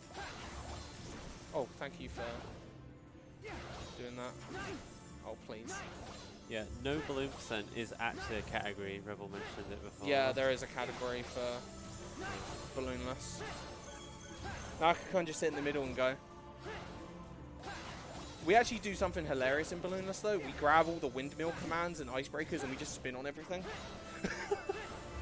We just spin on all the enemies. But the issue with strength-based decks is it's really hard to do the final fights with strength-based decks. Yeah, like the bosses are so relentless. Right, so this is Armored Ventus Nightmare. So I'm this fight is the epitome of I balloon blindly and hope he dies fast. Yeah. Nice spirit roll. Yeah, something about Ventus like protecting Sora's heart. Also, he has super armor during this bit, so he can just kind of go ham on you and not really care about what you're doing. So I'm gonna actually have the kill now, so I don't die. That move's actually probably one of the scariest ones.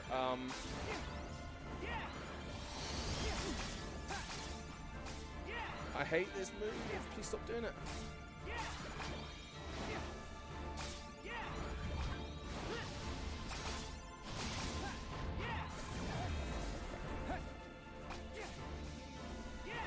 And also, whenever he white rooms, all your dream eaters disappear as well. Please don't kill me. So you can't get any spirit rolls and stuff, and you don't get any of like their support. He should die in a second. Cool. He's going to go to the middle now. Thank you for the spirit roll right at the end. So time's coming up. So he sits here for like a couple of seconds on the English version. On Japanese, he attacks you like straight away. But now I just kind of mash. We get a nice like Dragon Ball Z moment right at the end. And time is the gameplay last. right now. And time is when this hits and time.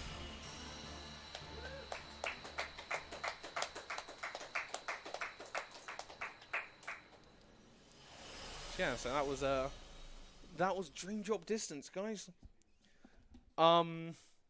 Quick shout outs to a lot of the DDD runners. The current DDD runners are there's Dorna, Zantetsuken, sometimes Velo.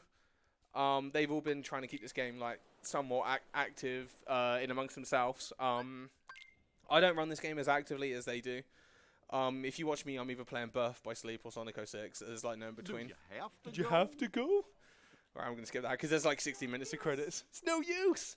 But yeah, also shout outs to the old Dream Drop Distance racing crew. They're still awesome. You feel free to cut me off now. That's pretty much done for good old Dream Drop Distance.